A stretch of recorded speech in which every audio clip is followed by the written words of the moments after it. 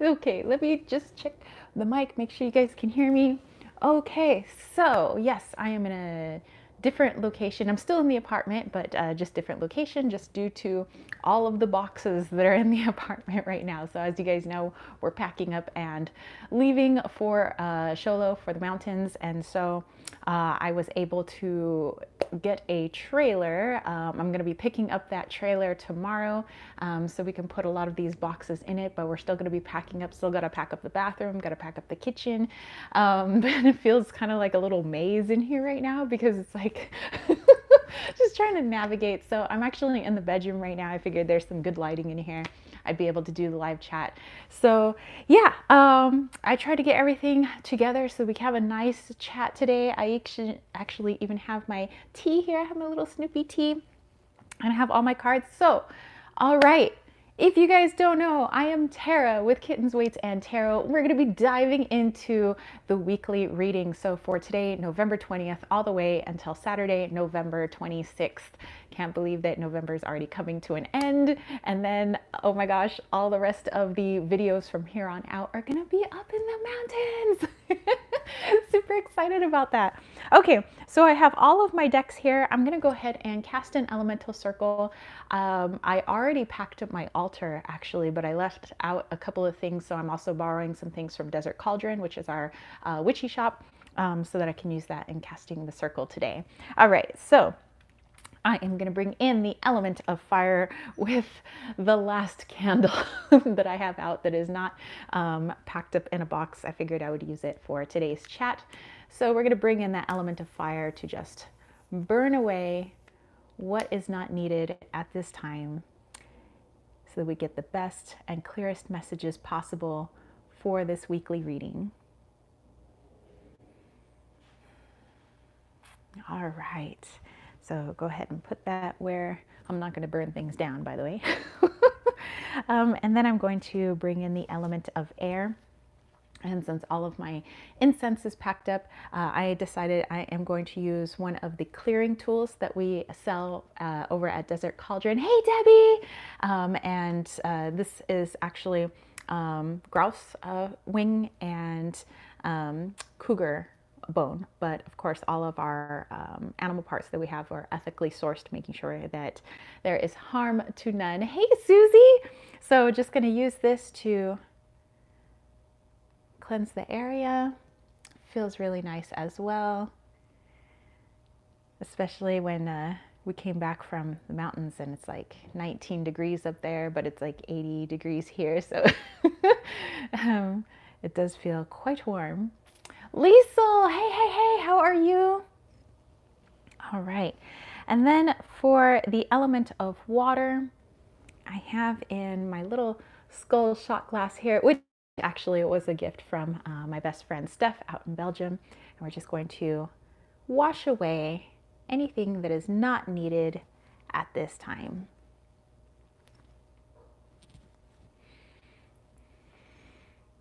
All right. And then lastly, for the element of earth, have another one of our products that we have over at Desert Cauldron, and this is actually one of our wands. So this is Chlora included quartz here. I have a little bit of citrine kind of mixed within this wrap, and then this is deer bone, again for that very grounded energy, but a very connected energy as well. So we're going to go ahead and call in those directions, starting at, get my orientation here, north. North is straight ahead, so calling in the elements of the north to help us to cast our circle today. Calling in the elementals of the east to help us to cast our circle today. Calling in the elementals of the south to help us to cast our circle today. And calling in the elementals of the west to help us to cast our circle today. Our circle is cast, let our work begin, and so it is. All right. All right, you guys. So yeah, we've been really busy with, our getting our homestead all set up and ready. I was happy that I was able to jump in and do our giveaway earlier this week for my YouTube members and my Patreon members, as well as my subscribers here on YouTube. So that was a lot of fun. I didn't get to post the questions that I normally post for you guys to vote on for the Sunday live chat, just due to all the craziness going on and trying to buy a trailer, trying to sell James's car, like all of this stuff going on.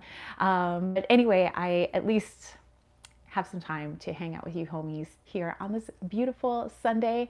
Next weekend, I won't be here.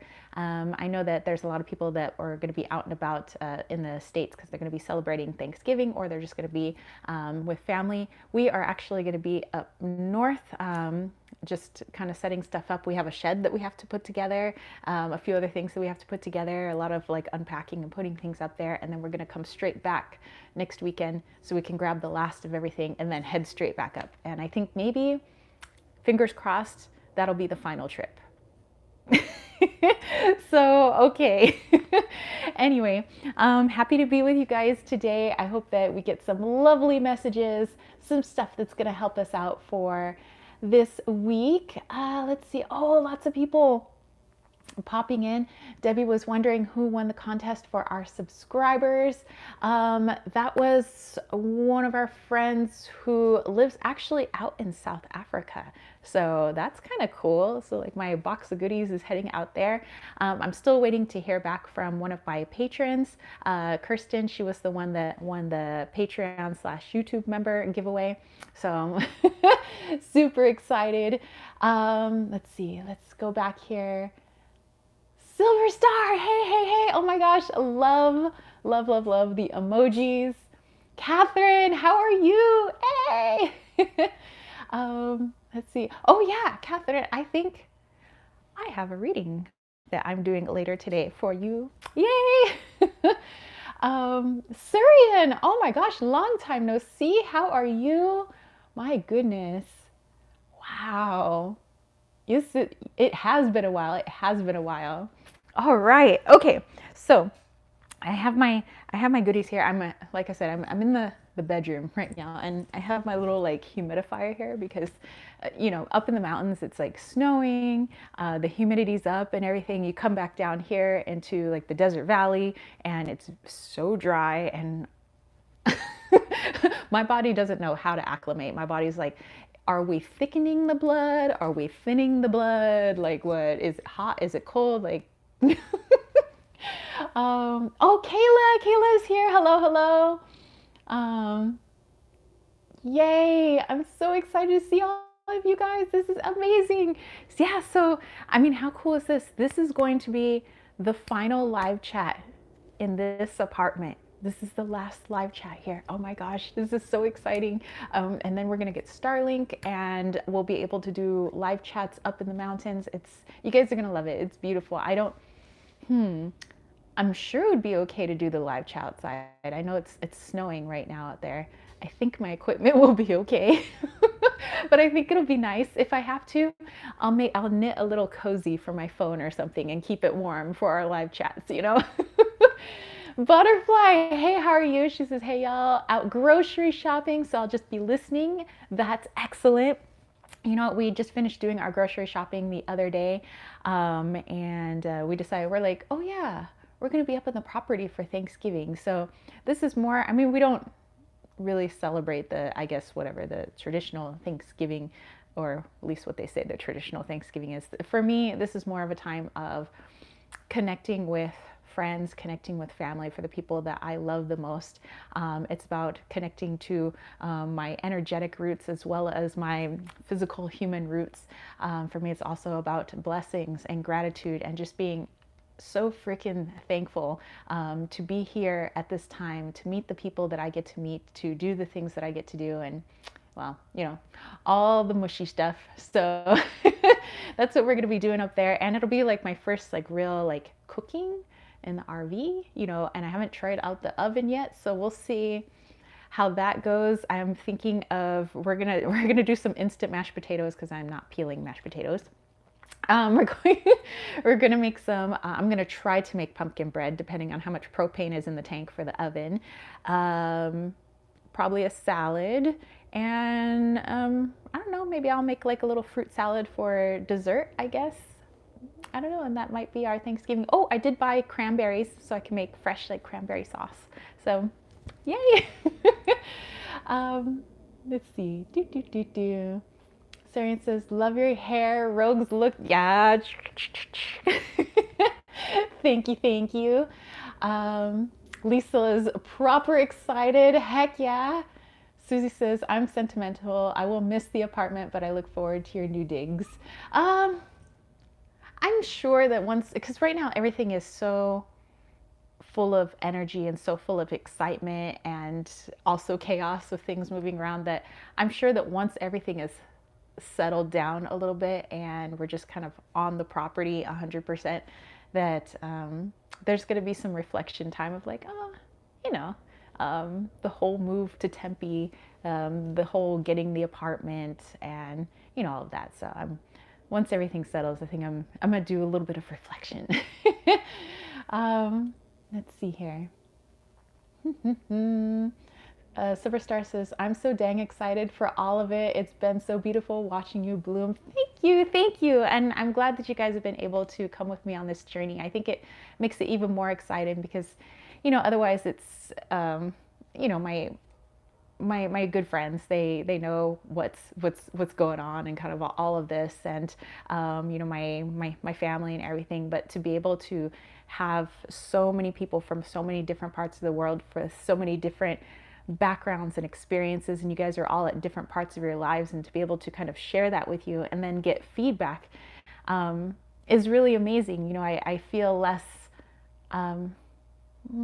alone, I guess. You know, sometimes when people are making big changes, I know that sometimes people can feel very alone, you know, during that time, even if they have like a really good friend with them, even if they have family that's supporting them. It's like, you know, you have to be the one to make this change, and sometimes it's scary. You know, changes are scary, and I, for one, I'm terribly resistant and sometimes scared of changes and transformations. But there's that little niggle that's like inside of me. It's like, you just got to do it. You just got to do it. And so I do it, even though I'm scared, even though I'd rather be in something that's a lot more comfortable.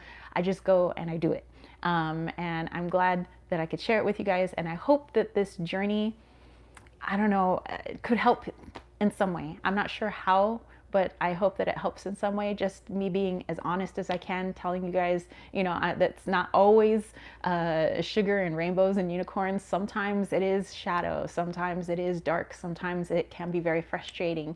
And I've tried to be very open about that to show that, you know, these are all real human experiences. So don't feel that if you're not just having a gung-ho happy time about it, that there's something wrong with you. No, we have ups and we have downs, where we are half light, we are half shadow, and we have to embrace both sides of ourselves so that we can navigate the world to the best of our ability. So hence why I think that it's important that people be very honest about where they are, what they're doing, how you're doing it, so we can all share, we can all work with each other, we can all help each other, you know, here on this journey. So anywho, all right, so let's go back here. Surian was saying the food sounds delish. Lisa says, thanks for giving. Sounds way cool. I reckon it should become a global event. Blessings to all who will be celebrating. And thank you, Lisa. Susie says, yes, we are rooting for you always. Hashtag burning sage. Definitely coming to a mountain near you someday. Surian says, congratulations. Thank you. Thank you. Silverstar said, exactly, this community has been so supportive, making it easier knowing you're not alone in it all. Yes, and Susie got that. Yay!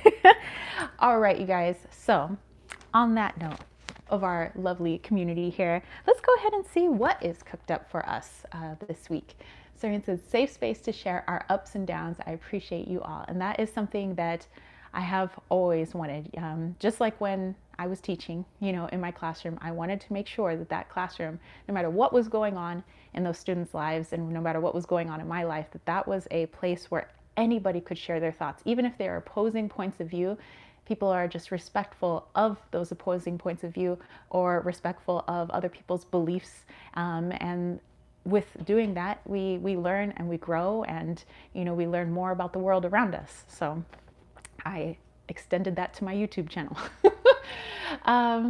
Let's see, Silver Star said, so grateful for you all as I am for you guys. All right, so we have to get into our Mayan date. So if you guys don't know, I am a Mayan astrologer. I do teach Mayan astrology in my Leon Mystery School. The link is down below. In case you are interested, you can also find it through my website, kittensweightsandtarot.com. I do have a few students who are in the live chat today who have gone through my Mayan astrology school. But today's date is 11 Emish. So big energies for today. Emish is known as the left side of reality. It's all about our dreams, our intuition. It's all about seeing beyond the veil. I know that sometimes, like around Samhain, everybody's talking about the veil thinning, but the veil is always there, and the veil can be as thick or as thin as we wish to perceive it. All we have to do is open our eyes, be willing, and although maybe we may have fear looking into the unknown, we cast it aside because we know that that is just resistance that is coming from our ego, because our ego doesn't know what lies beyond there, but our higher self does. And the more that we listen to that guidance of our higher self, the more that we can be led into meaningful situations and meeting of people for our best and highest good, even if those people are in spirit form. And even if those energies have never inhabited a physical form at all, you know, it's just we let our guidance take us in that direction. So Emish is all about that. And the number 11 is a high number, but it's a neutral number, meaning it can go whichever way. So think of it as the Chariot card in the tarot. So the Chariot, you have somebody who actually is just like in this little, like, whatever, chariots of fire thing going on. You got one animal going one way, you have another animal going another way. That's kind of the 11. It's like, do you want to go this way? Do you want to go that way? Just know that whichever way you go, it's your choice. So if you don't like the way the day is going, perhaps we need to shift our perspective and our energy and get it going a different way, because the number 11 has your back technically. It's saying, hey, here's all this power, here's all this energy, you do what you want.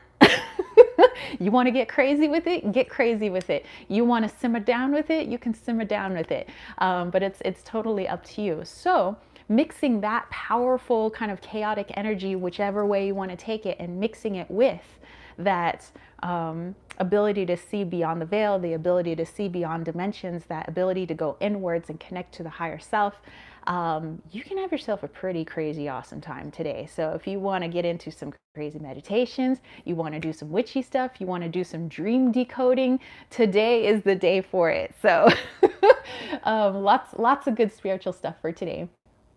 Okay, let me go back here. Silver Star was saying some good stuff back there. Susie said, likewise, I have to say, tarot is really who made me rediscover my love of tarot and witchery. Oh, thank you. And then I meet all you guys. Oh, Liesl said it is 17:17 on the clock, and that is your regular number. For me, 9/11, and I did see that this morning when I was like writing up my notes for today's chat. I was like, oh, 9/11. So Liesl's got her number coming on in. Lisa said, I learned so much in this community. Surian is agreed. Susie says, wait till we all meet up. How fun will that be, dude? I have pondered that. I was like, when the day comes when you guys are flying in or driving in or whatever it is you guys are going to do, and I imagine I'm going to be in like my little Jeep, or maybe I'm going to be on an ATV, I don't know. And I'm leading you guys into the property, and everything that I've been talking about and all the videos that I made, like you guys are actually going to be there. and I'm just going to be like, I don't know. I think it's, a good thing there's not a whole lot of people out there, because we're going to get down and we're going to party. So I imagine we'd get pretty crazy out there. Silver Star said, absolutely, me too.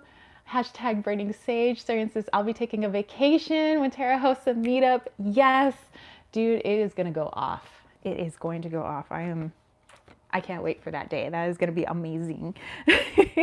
Okay, so with today's crazy energetic day, then we head on into where the week ends for this particular reading, which would be Saturday of next week, the 26th. And we are going to be ending with 4 Manique, which is a almost polar opposite of today's energy. So Forminik means that we'll have started a brand new tresena. And so the ruler of that particular tresena is going to be Kan, which is known as the net. So everything being felt through its connectivity. Although everything is always connected, when we're under the energy of Kan, it's felt even more. The ripple effect or the butterfly effect is felt even more. So just keep that in mind for next week.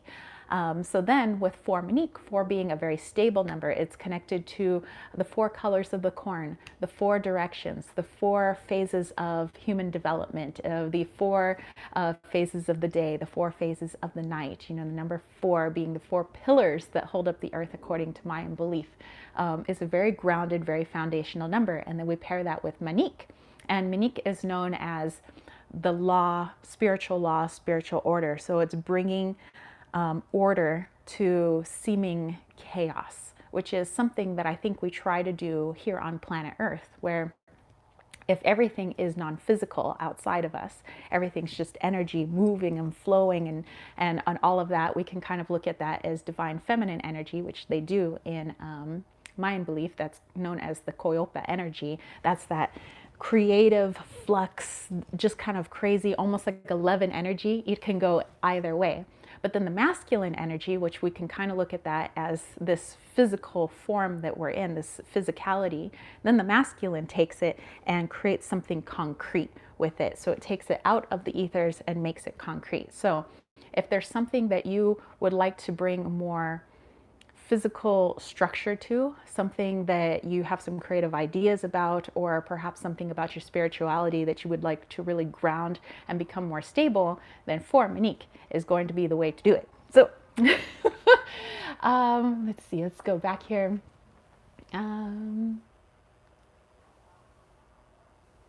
Silver Star said, good thing we won't be a lot of people, you know, we're all going to be screaming and crying and laughing and hugging when we meet up. Dude, it's, yeah. Lisa's like 3 of Cups just popped out of my deck. Say no more. Dude, it's going to be so the 3 of Cups.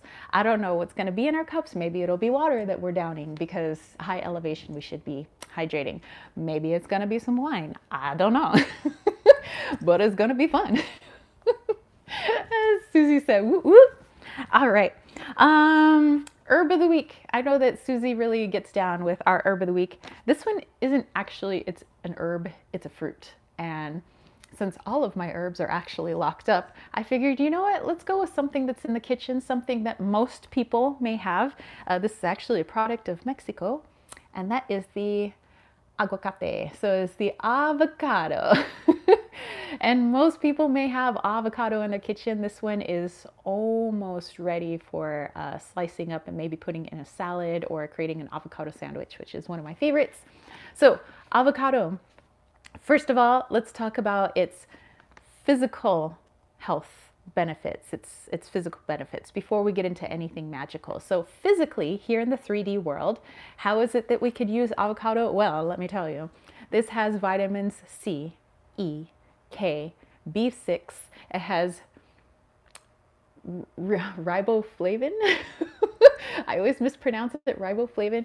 Niacin, which if you've ever gotten the niacin flush, it's meant to move the blood more effectively throughout the body. Sometimes people take niacin pills and they get that like burning sensation, that flush. Well, this has a little bit of niacin in it. It also has magnesium, potassium, just like bananas. And also, did you know, has beta carotene, just like carrots.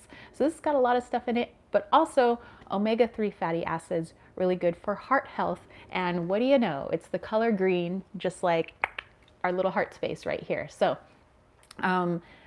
on that note, taking it into the magical side, then we know that this has probably something to do with emotions and energy surrounding the heart. So if you're going to be doing anything heart-based, is setting your intentions, then maybe you want to work with avocado. Now, remember that you don't physically need to have the fruit or the herb, but it's the connecting with the energy when you're doing anything energetic or magical. It's only the physical self that sometimes wants to have something to touch, something to taste, and something to smell. And if that works for you, then go ahead and do so. But know that you can always connect to anything on an energetic level. So energetically, this is really good for beauty, lust, love, and fun fact, the ancient Aztecs in Mexico used to use the aguacate or the avocado for lust. So think of this as ancient Viagra. So this is old school Viagra, you guys, but it has been also said that if you were to take the pit of the fruit avocado and carry it with you, it was meant to promote beauty of the soul. So people would perceive you as more beautiful, not really physical beauty, but that energy that we exude. And that's what we want to have. We want everybody to see that beautiful energy that we have within. Let them see it, let them feel it. And they say that you can do that with avocado. So, all right.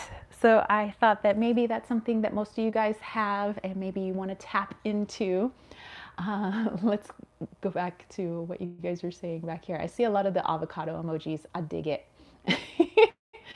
Sarah said, OMG, yes, I love avocado. You guys ever tried avocado milkshake? I have. It is delicious. James is not like a huge fan of avocado, but I feel like if I just had two things to live off my entire life, it would probably just be rice and avocado. I can survive. I would be fine. That would be delicious for me. I would eat rice and avocado every day. Let's see. Silver Star said, avocado, so beautiful. Yes, Susie, it is also good for brains because it has the healthy fats that we need that helps our organs, and the brain to function well. So avocado a day, perhaps. Heart healthy. See, I learned something new. Lisa said the B vitamins I love. Sarian said it's very yummy. You can use condensed milk for some sweet honey or sugar. Nice. I like that you guys are giving notes to each other. Sarian's like, gonna feed my man avocado. Be careful there, girl. Silver Star said, the fruit and vegetable section is my favorite for a reason. And Sarah said, it doesn't have to be milk. You can substitute with soy milk, almond, coconut milk, etc. I like adding coconut milk to things because it's a little bit thicker, plus it gives a little bit of a sweetness to it, I think. And then Lisa said, yeah, it's great with almond milk. Almond milk is James's favorite. For me, I love coconut milk and cashew milk. Those are my two favorite milks. All right, you guys, we are going into the weekly forecast. So almost all of my decks are now up north. I kept a few here just in case I would do some readings and some live chats so I could do them here in the apartment. So I am borrowing actually one of James's decks so that I had enough decks to work here with you guys today. So I have my Wally's World Oracle. And by the way, if you guys want to go grab your decks or you want to get yourself nice and centered so you can channel some messages, go ahead and do that now. If you are using a deck, then let us know what deck you're using. Or if you're just like, dude, I'm just channeling some messages, then let me know where my channelers are. But I have my Wally's World here, and the link for that is down below in case you guys are interested. I have my Star Power Tarot because that is my soul deck, so that is staying with me wherever I am.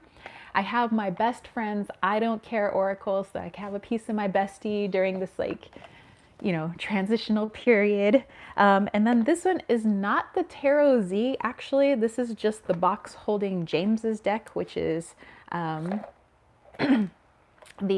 whoa, my brain just went blank for all of a sudden. You guys know this deck, Druidcraft, that's it. It's the Druidcraft Tarot, and he trimmed and edged it. So I'm going to be using James's deck for this.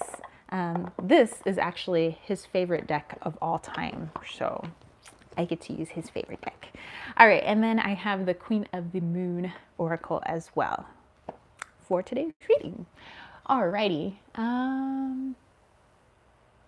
Susie said, be right back, getting refill on my coffee. Ooh, that reminds me, another sip of my tea.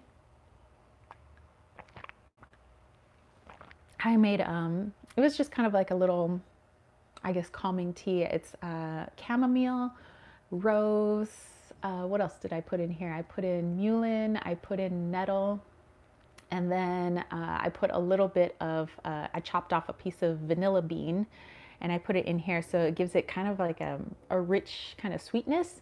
And then I filled my mug about 3/4 of the way, and then I poured cashew milk in there to give it kind of a nice thick vibe to it. And it's actually really sweet and really good.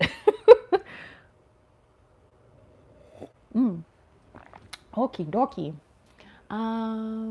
Lisa said tonight just had to be Santa Muerte, Book of the Dead. Nice. Oh, you like Snoopy? Yay. I love my Snoopy in Woodstock. Okay, you guys, let's see what we have cooked up for this week. So I'm going to pull a theme card from Wally's World here. If you guys want to channel a message as well, or you want to pull a theme card, by all means, go ahead. That's what these live chats are for. Susie says, I'm going to use Jane Austen Tarot. It doesn't seem to be a fave of most people, but I like it because of the movies I have seen. You know what? My best friend, Steph, she loves the Jane Austen deck, so you are not alone. Okay, so let's see what our theme for the month is. Or theme for the week. Theme for the month. Whoa, okay. We got some craziness happening here. So I think we have our card. Let's see what it is. Oh, all right. So Susie likes Steph. Oh, yeah, that's right. Now you get to meet her actually. So in this card, this is a picture that I took when I was in Rome and I was visiting the Vatican in Roma. And this was it's the giant doors. There's actually a couple of sections of giant doors of like where people get to come in and come out of the Vatican. And we have this little girl who was rushing to catch up with her family, and I thought it was just a very interesting picture. So let's dive into this and see what this actually means for this week. Oh, and if you want to know where Wally is, I photoshopped him right there. He's the little church guard. The guard of the Vatican, which, by the way, if you've ever seen the uniform of the people that do stand guard outside the Vatican, they're very interesting, I must say. Anyway, let's see. Let's dive into this.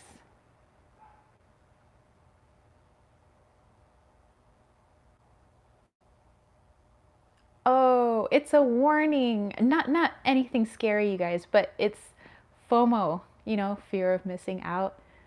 Watch out for that this week. Don't let FOMO take you into situations that maybe you hadn't thought through fully. Don't let it force you into decisions that you're not quite ready to make because maybe you don't have all of the information. In fact, when we rush into things, we can almost guarantee we don't have all of the information. Don't let it get you into impulse buying, again, without thinking things through. Basically, make sure that your boundaries up.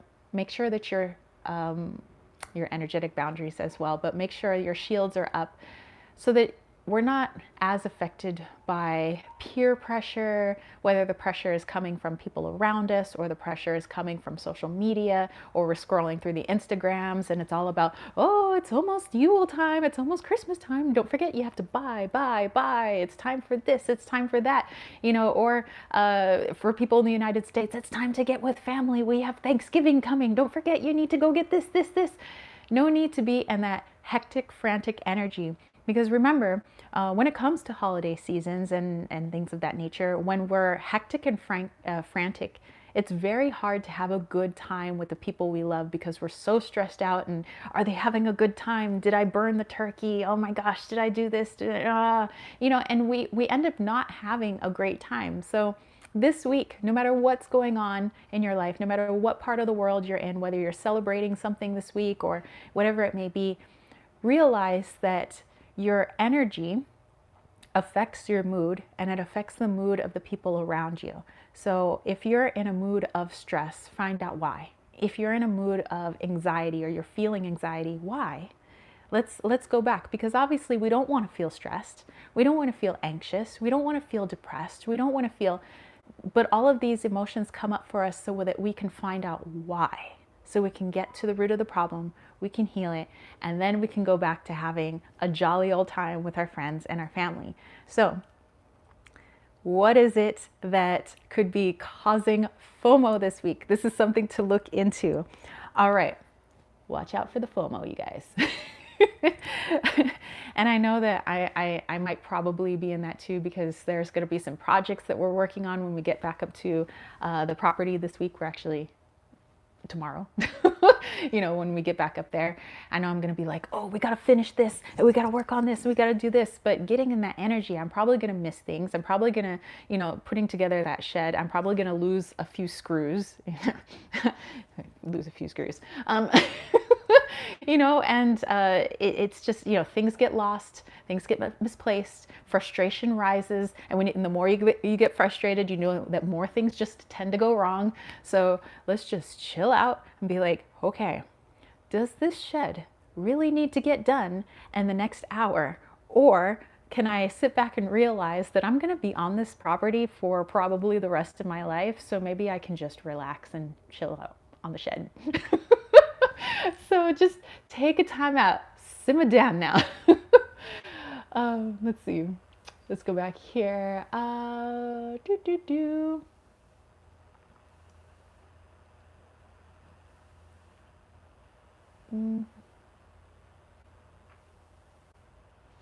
Lisa said, I love the sound of that deck, Susie. Silver Star went to go grab a deck. Susie said, it's pretty neat, all the stories combined for the Jane Austen Tarot. Surian is using the New Earthly Souls and Spirits Moon Oracle. Oh my gosh, that one sounds amazing. I love the Earthly Souls and Spirits. Lisa said, very bright uniform. Susie said, Earthly Souls sounds very cool, Surian. I will look this up later. Everybody throwing up the 100s. Susie said, great sage advice. Lisa said, theme card, Page of Pentacles. And Surian said, Tara totally nailed it. FOMO and stress. And Susie said, I had that last week. I managed to get over it. Whew. Yes, it is. It can be very hard sometimes. Catherine pulled from the Divine Feather and got White Turkey. The power to heal is within you. And Surian said, appreciate the reminder and advice. Lovely, lovely messages, you guys. Okay, so taking this deck, Silver Star is back and she has Orion's Animal Tarot and Crystal Mandala Oracle. Nice. All right, so star power here. Let's pull a few cards and just see, besides FOMO, what we have cooked up this week, how we can transmute it, how we can overcome it. I don't know. Let's see. Go, star power, go. Silver Star says, how to get my candles lit before I started. There we go. I like candles. I don't know. I just have this thing within me that I like fire. I just have always liked fire since I was a little kid. I know James makes fun of me because he says that I'm kind of a pyro, but I just like lighting things on fire. I don't know why. I like to burn things. I like to light things. So then when we have like a little fire ring area next to the RV, I love when James and I get to light a fire because I'm like, ooh, fire big, fire burn things. I don't know. I'm just one of those weirdos that really likes the element of fire. All right, let's pull one more card. I think I want to pull one more card for this week. It feels like a full week. Okay. Let's see here. You guys are getting some cards now on Silver Star. Besides getting her candles lit, looks like she's pulling some cards right now too. Surian said, my card is Evolve. Lisa says, I need to stick the kettle on. Be right back. All right. Susie said, Five of Hearts theme. Yikes. It means disappointment. Well, I will be careful of FOMO resurfacing. Surian said, using the Art of Adventure Tarot. Silver Star said, me too. I'm afraid, baby. Fire baby. I love everything about fire in a safe way. Oh, yes. Yes. I'm a safe pyro. Just so everybody knows. Fire. Fire. Yes. Yes. All right. So I have these cards face down. Let's take a look at the, oh, speaking of fire, Queen of Wands, baby. All right, so we have Queen of Wands this week. Maybe that's for my fire babies out there.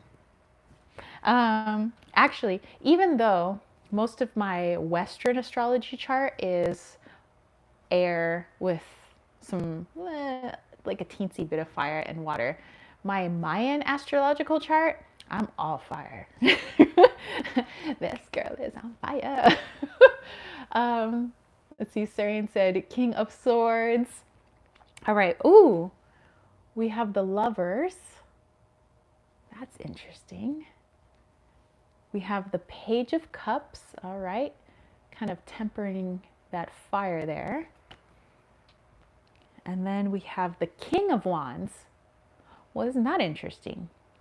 Okay, so we have a double dose of fire and some water with a major arcana card to come in and hopefully help us to navigate this and maybe balance it out a little bit. So we're missing, just so everybody knows, we're missing an air sign for the cards that I've pulled, or any air in general, and then we're missing earth. So earth and air. So it seems like mostly water and fire, which, let's see, who's a water and fire sign in Mayan astrology? That would be Maluk, which is actually James's day sign. He is Maluk. So Maluk is the ultimate balance between fire and water. It's also known as the sign of karma. So keeping that in mind, perhaps there is some karma coming up this week. Now, I never tend to think of karma in a negative fashion, but more just a result of our energy and our actions. You know, everything, there is a result. You know, every choice that we make, every path that we choose to take, there's going to be a reaction from that. So it could be a positive, it could be a negative, it could be a neutral reaction. So just kind of keep that in mind with those things. But it does seem like we have a double dose of that fire energy with that queen and king going on here. Oh, so James's number, he is a number 9 Maluk, I do believe. And I'm 5 Akbal, so I'm a little bit different. Let's see. Lisa got the Hanged Man. Saren said, are we pulling 4 cards total from our tarot deck? If you wish, you could pull 1 card for the week if you want. If you want to pull, I just felt like pulling 4, but it's totally up to you. Silverstar says, okay, I got the 7 of Pentacles. A raven is watching over her eggs, and the star card with a compass with a jellyfish. Susan's like, yay, that's good. Yeah, it is, because it's the number of abundance. But, you know, I think that Maluk definitely goes along with his Western astrological Scorpio vibe. So, oh, thank you, Susie. Susie's just letting people know that she had a rad, awesome time in my class. Okay, so let's recap real quick. So we have a Queen of Wands and we have a King of Wands. We have the Lovers card, but then we also have this Page of Cups. Whoa, something was coming through. Let me tap into this. Let me go in for just a moment.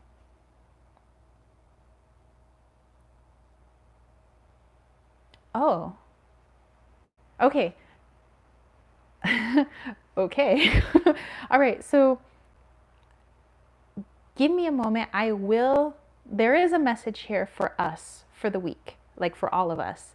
But there's also a message for perhaps, I think, one very specific person out there. There's one person that is getting pregnant this week. Like, oh, somebody's going to have somebody in November conception for their baby. So just so everybody knows, if there's somebody who is trying to get pregnant, just know that you're probably going to succeed this week. I just feel, I don't think it's for a lot of people, but there's one definite person.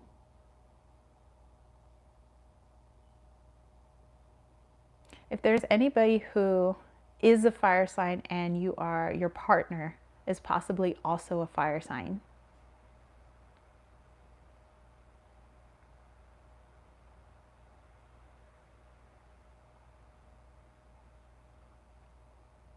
And also coming through, there's one other couple out there that not really getting pregnant, but going in for an adoption. And so I do feel like that adoption is going through for this couple.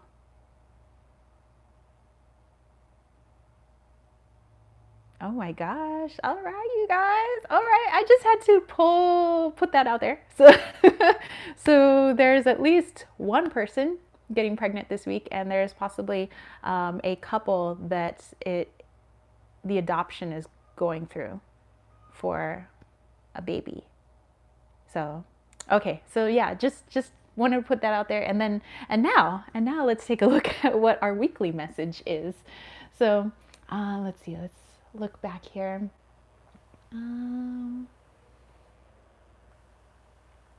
Thank you, Susie. Highly recommending my class. Silver Star says feels a lot like a lot of protection around us because the raven is watching over the eggs and the wink wink and the jellyfish, or feeling that you need to protect yourself. You'll safely get to your destination. Sometimes words can sting. And Susie said that ship has sailed. So anyone? Beautiful is here. Hey, beautiful. How are you? Silver Star says that makes sense with the eggs too. I know, right? Wow. Well, I don't know. Well, I mean, I guess it would take somebody a little while before they find out that they're actually pregnant. But if later on, if it's one of you guys, feel free to share later. Oh my goodness. Sergensen, congratulations to the couple. Yeah, I know that it could be so difficult. I've had friends, my friend, one of my friends from high school, he and his husband, they had tried for so long to get their adoption to go through, and they finally did. And now they have two lovely boys that they are raising, and they spoil those boys rotten. So I know that it can be a very difficult process when trying to adopt a child. Sometimes it doesn't go through, sometimes, for one reason or another, and it takes like years. It's like a years and years process. So much paperwork, so much waiting and all of that. And then there's also the process of people trying to come together and, make a baby. I know that can sometimes be quite a process in itself. So, so to congratulate, everybody who's, making some good stuff this week. Let's see. Sober Solution says, could it be pregnant with something in the spiritual realm?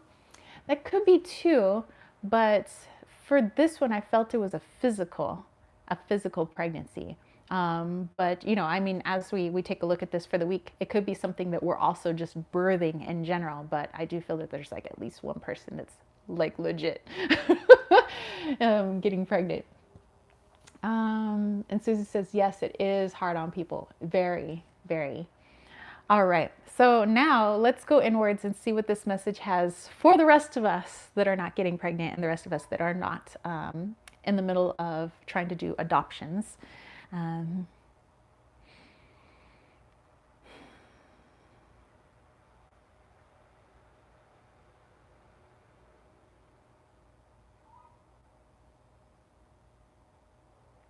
Okay, and I do feel that this message for all of us for this week is mixed in with that original theme card I pulled at the very beginning about that FOMO energy, that fear of missing out, that rushing energy, like you got to do this and you got to do this right now.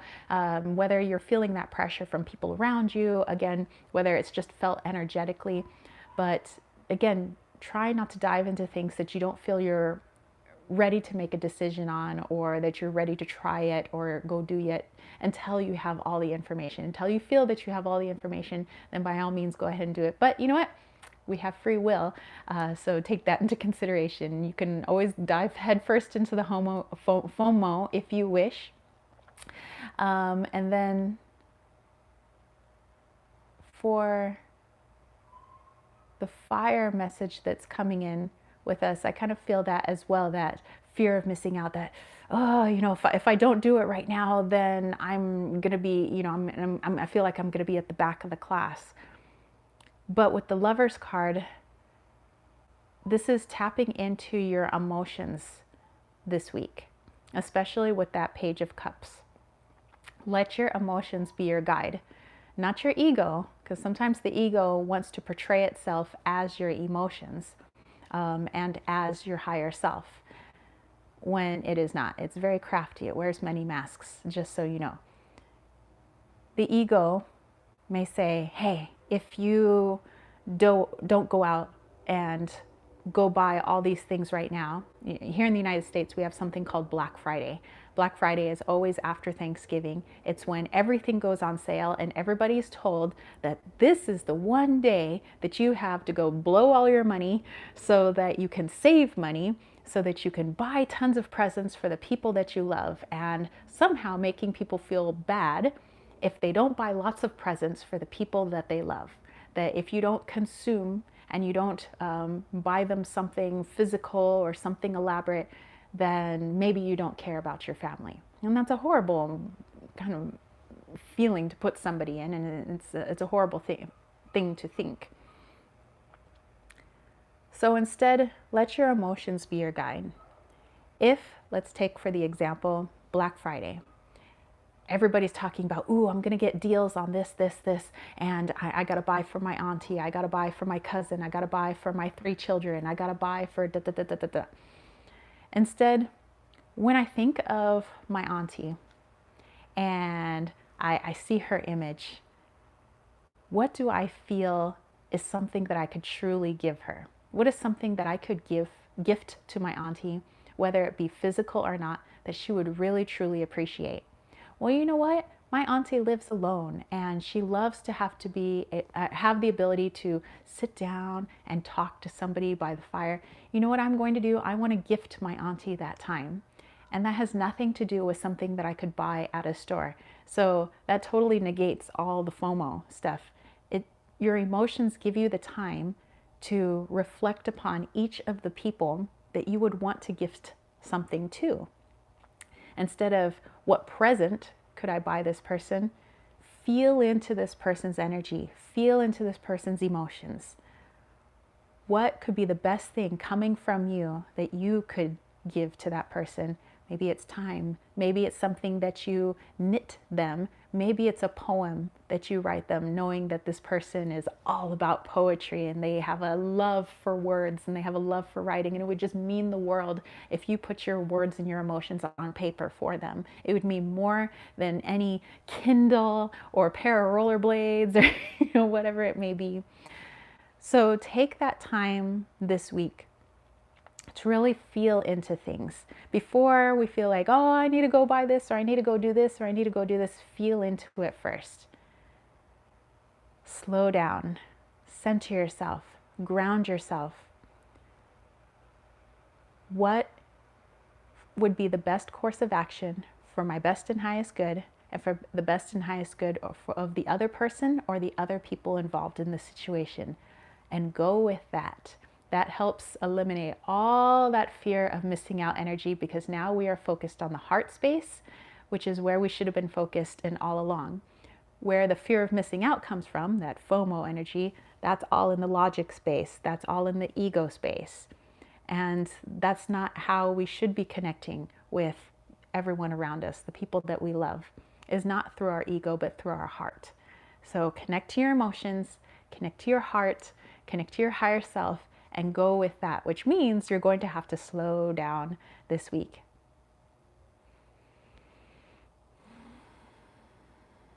Okay. Woo! Alrighty. Let's see. Let's go back here. I feel like I just disappeared for a while. Everybody's saying hello to Sober Solutions. Susie says, I drew the 7 of Diamonds effort, but she is shooting arrow. Maybe they are pregnant on the Sagittarius new moon. Perhaps. And Sarian said, yeah, that is where my anxiety is coming. Holiday stress shopping. Susie sending Sarian tons of hugs. And it can be a lot of pressure. I do agree. Silver Star says, that's interesting, Susie. I just got the Empress. It's a black swan being drenched in moonlight, and the moon is orange and pink. Dude, there's a lot of creation vibes going on here. Lisa said, that's lovely. I live on my own. I am looking forward to seeing my sister at Yule. Amazing. Surian, pulling these cards and sharing this helps so much. And Susie said her dress is pink. And Surian's like, I'm trying to stop the FOMO. I think we all try, you know. Sometimes it gets the best of us, but you know what? We're only human.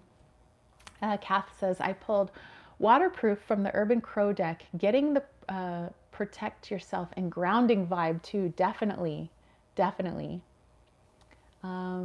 Susie's saying that Liesl's visit will be magical. Very nice. And yeah, you're very welcome, Silver Star. Okay, so that's interesting. I will definitely make sure that I try to slow down a little bit this week because my inclination is always like going at 100 miles an hour. So that's good to know, especially for me too. Okay, all right. I got it. All right, so then let's get a little bit more information. Let's go into the elemental reading. So for this would be, well, I guess you could do it off your Mayan astrology if you know your Mayan astrology, but if you just know your Western astrology, think of those of you guys that are fire signs, if you're earth signs, water signs, air signs, that's how I'm going to break it up. So with that, I'm going to bust out my best friends deck, the I Don't Care Oracle. And let's take a look at what's happening for our fire signs and our water signs and our earth signs and our air signs. So let's, actually I mentioned fire and we keep talking about this fire. So where are my fire signs at? Like I said, in Western astrology, I just have like a little bit of fire, and that's coming from a little bit of Sagittarius that's in there, but also, I think it's just a little bit of Sagittarius that's in there. I don't think there's any of the other fire signs going on in there. Nope. But if it's my Mayan chart, well, then there's a lot of fire. Oh, Susie said that Liesl is a Cancer rising. Hey. All right. So fire babies, what extra little message can we get? Close your curtains, close your eyes, sleep, sleep. Oh my goodness. That kind of looks like me when I was in high school and I would just pass out after coming home from school, doing my sports after school, homework, everything. I'm just like until dinner time. Oh, Susie coming in with our emojis and Silver Star as well. So those are the special emojis for all the YouTube members. Hey, Lisa said, was great chatting with you yesterday, Susie. Aw, so cool. I'm so glad everybody's like connecting outside of YouTube as well. This is awesome. Sarian said, sleep sounds great. Rest and recover. So fire signs, this is also a message, especially for you guys, since we had those two wands cards, those two court cards actually that came up, the king and the queen, for the weekly reading. But sleep on it. If there is a decision that you need to make and somebody's like, oh my gosh, you got to make this decision right now. Like sometimes when you're buying a house, the real estate agent might pressure you to make a decision more quickly. Not because they think it's going to benefit you faster, but because they get their money more quickly, the faster that they can put this into escrow and, you know, all of that. So sometimes when people are trying to get you to hurry up, it may not be for your best and highest good, but maybe for their own best and highest good, for their own personal interests. So in that case, you have the right to say, hey, let me sleep on it. So if you need to sleep on it, making a decision about buying a house, buying a car, or whether or not you want to go to your uncle's house tomorrow, sleep on it.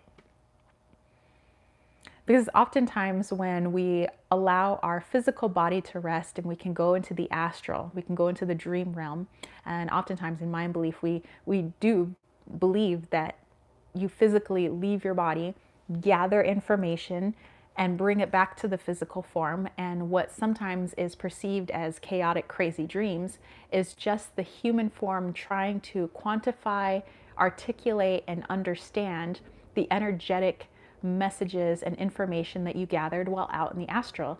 And so since we only have a certain capacity for understanding as a human being, we can't really understand outside of this vessel, until we're outside of this vessel, it's very limited, our view. And so sometimes the messages look very jumbled, the images look jumbled, and sometimes our dreams make no sense. But at a soul level, we understand the messages truly. So it's very beneficial when people say, take some time and sleep on it. This gives your astral body the time to go gather the information that it actually needs for your best and highest good once you set that intention, so that you can come back refreshed the next morning and say, you know what? Even though my dreams seem really crazy and I may not understand my dreams, I really do feel that this now is the best decision for me. Or I do feel that I should wait on this decision. Or, you know what? I'm just going to pass on that for now. So give yourself time to think about it. Give yourself your energy time to think about it. Okay. With that, let's see. Oh, Silverstar, thank you. Thank you. Oh my gosh, she has been a member for 6 months, so we're going to have to put a little cardzy at the end of the chat today, so don't let me forget. Silverstar said Aries Sun, Mars, Venus, Leo, North Node, and Sagittarius, Neptune. Susie said North Node in Leo. Oh, that's right. I have Leo, North Node. Hey! Build confidence, strength. You get to be the king in this lifetime. Children will be successful and strong. Dancing is good too. Well, dude, I sure do like to shake my booty. All right, let's go to air signs. I mean, I'm a Gemini sun, I'm a Libra moon. So let's look at our air signs. Okay, air signs this week. Oh, treat yourself. Eat whatever you want. And Susie's got air and earth over there. Love it. All right, so let's dive into this. Aha. Okay. This week, remember we said the energy is a little chaotic. We could get pressured into things. Listen to what you need to physically fill yourself with and what you need to energetically fill yourself with by tapping into your higher self. Not the ego. Sometimes the ego is like, oh, I want to, let's say we're actually talking about food. And the ego is like, oh, I want to eat that, and that, and that, and that. The ego may not have our best and highest good at the center of its wants. In fact, it might be coming from a place of hurt or shame. It could be coming from some past traumas, which could be the reason why the ego is saying we want to have these certain foods. Or if we're tapped into the higher self is saying, you know what? We want to have that, and that, because that's what the physical body is needing at this time. Sometimes the physical body needs a little bit of sugar. Sometimes the physical body needs a little bit of this and a little bit of that and a little bit of, so tapping in that way. So think of it, whether you're having your physical food this week or you're having something energetic that you're bringing in, make sure that you're filtering it through your higher self instead of the ego when bringing it in. So when we say eat whatever you want or have whatever you want, yes, of course, this is true. The world is your oyster, basically. I mean, talking about food, but, so if you need to bring in a certain type of food that your higher self really does feel is going to nourish you, then by all means have it. If your higher self is like, you know what, you need a slice of cake because, I don't know, for some reason your body needs that slice of cake, okay, then by all means go and have it.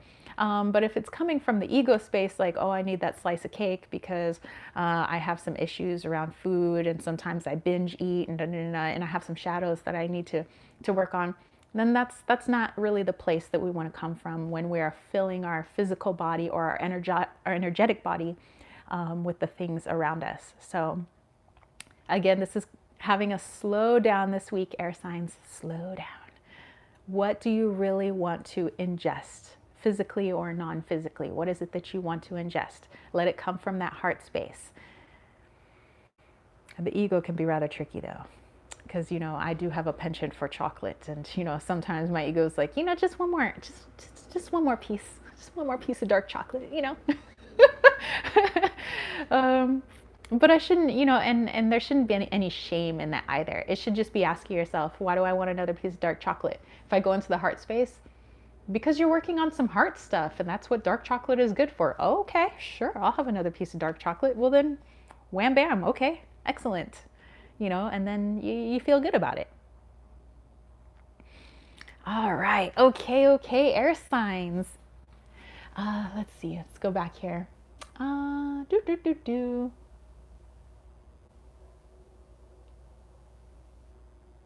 Sober Solutions is water and earth. Silver Star says, thank you for all you do, Tara. You have made such a huge difference in my life. Forever grateful. Bring us all together. I'm in a sentimental place of gratitude. Feel so blessed. Thank you, thank you. Billy, hey Billy, how are you? Billy says, hi y'all, how are you doing? We are doing very well. Billy said, sugar is not my friend, makes my anxiety levels worse, but I've been bringing in some creative items instead. Nice. And Susie says, I like dark chocolate. Me too. I mean, James thinks it tastes like dirt and that it's pretty gross, but I like it. Like 86% dark. I've even had 90. Actually, I've even had 100%. But maybe that's because growing up, we didn't have a whole lot of sweets in the house. So sometimes I would eat baking chocolate just so I could have a little bit of sweets. And that's where that comes from. I love me some dirt chocolate. Okay, let's take a look into, well, Sober Solutions was saying that they are a water and earth sign. So let's go into our water signs then. Okay, water signs, water it up. Cancer, Pisces, Scorpio. All right. Water sign. Lisa says 90%. Now you're talking. I know, right? My stepmom, also of the 90% persuasion. Okay. Oh, Silver Star Priestess also loves the dark chocolate. See, you guys are my dark chocolate homies.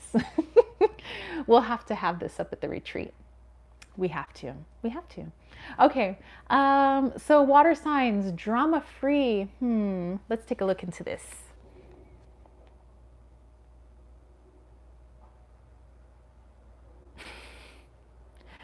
Okay. Okay. I admit I have some water in my chart. I am a Scorpio rising. And this is, I don't know if this applies to you guys, but this is something sometimes I do it. And I don't know if all you water signs do it, but this is just a message for all the water signs.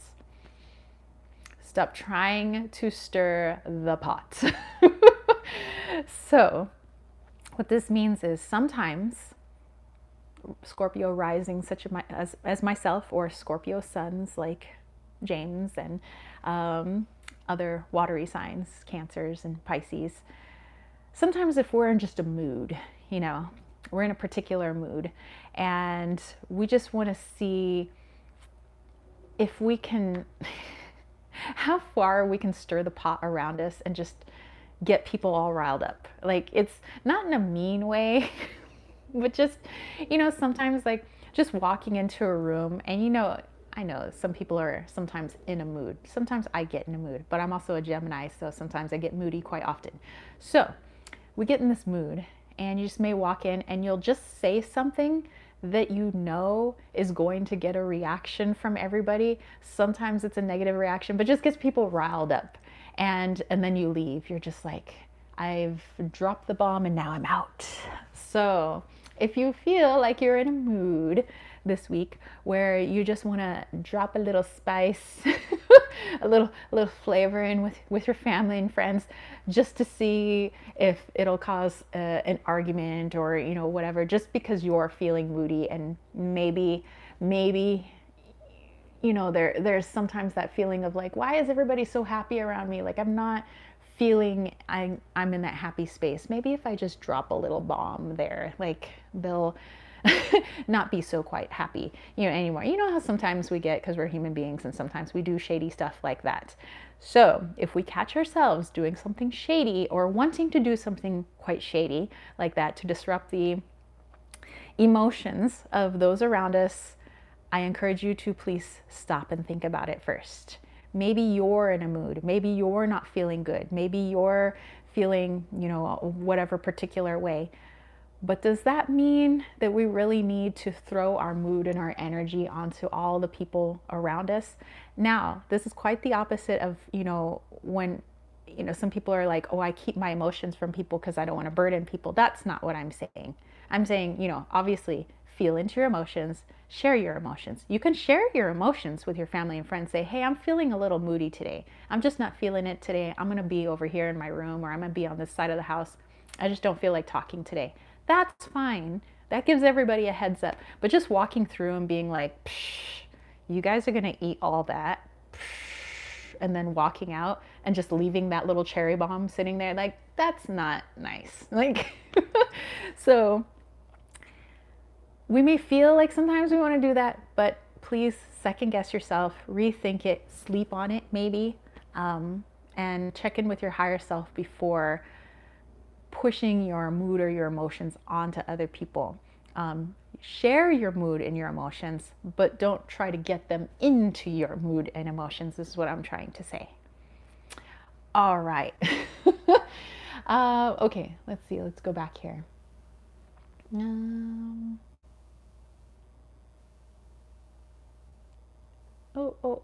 missed some stuff here.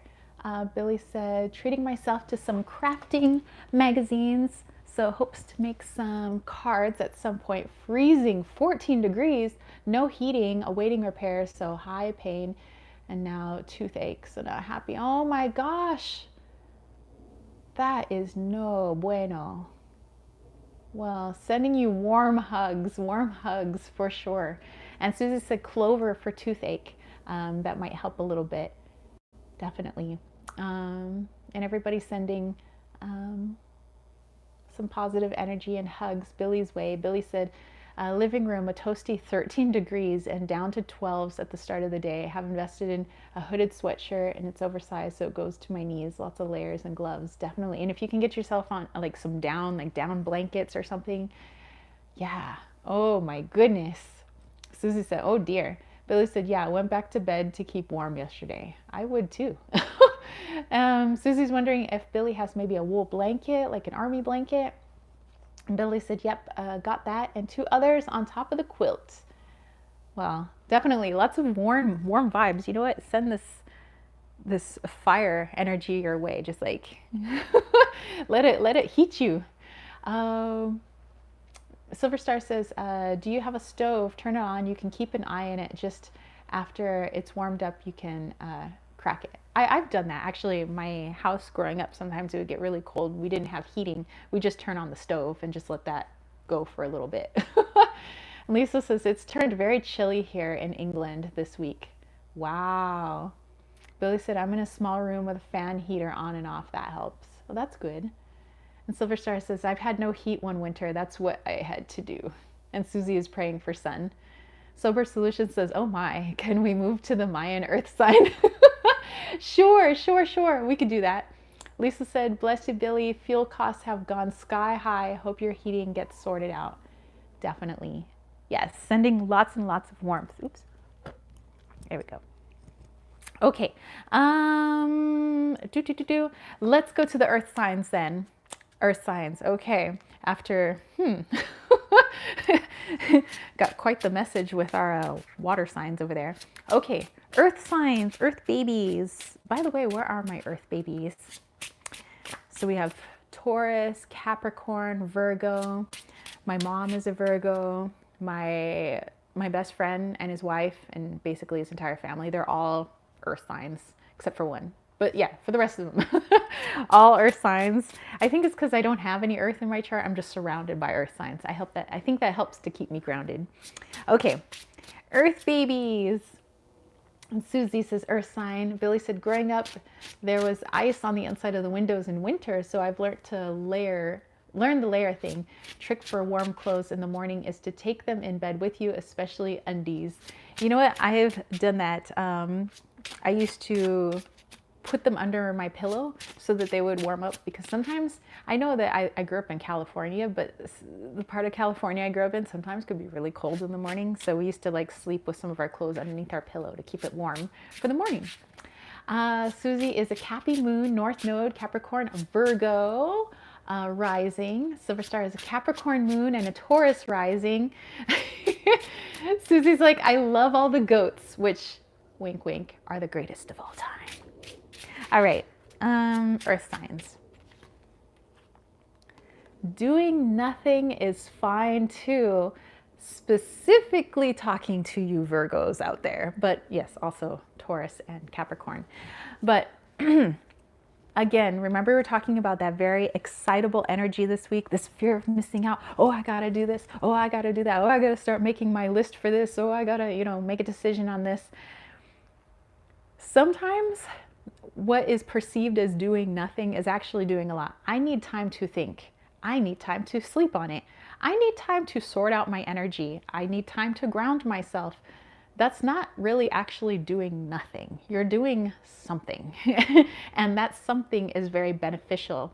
I know that we live in a very masculine, a divine masculine based society where everything is just go, go, go. We shouldn't rest. We shouldn't nurture ourselves.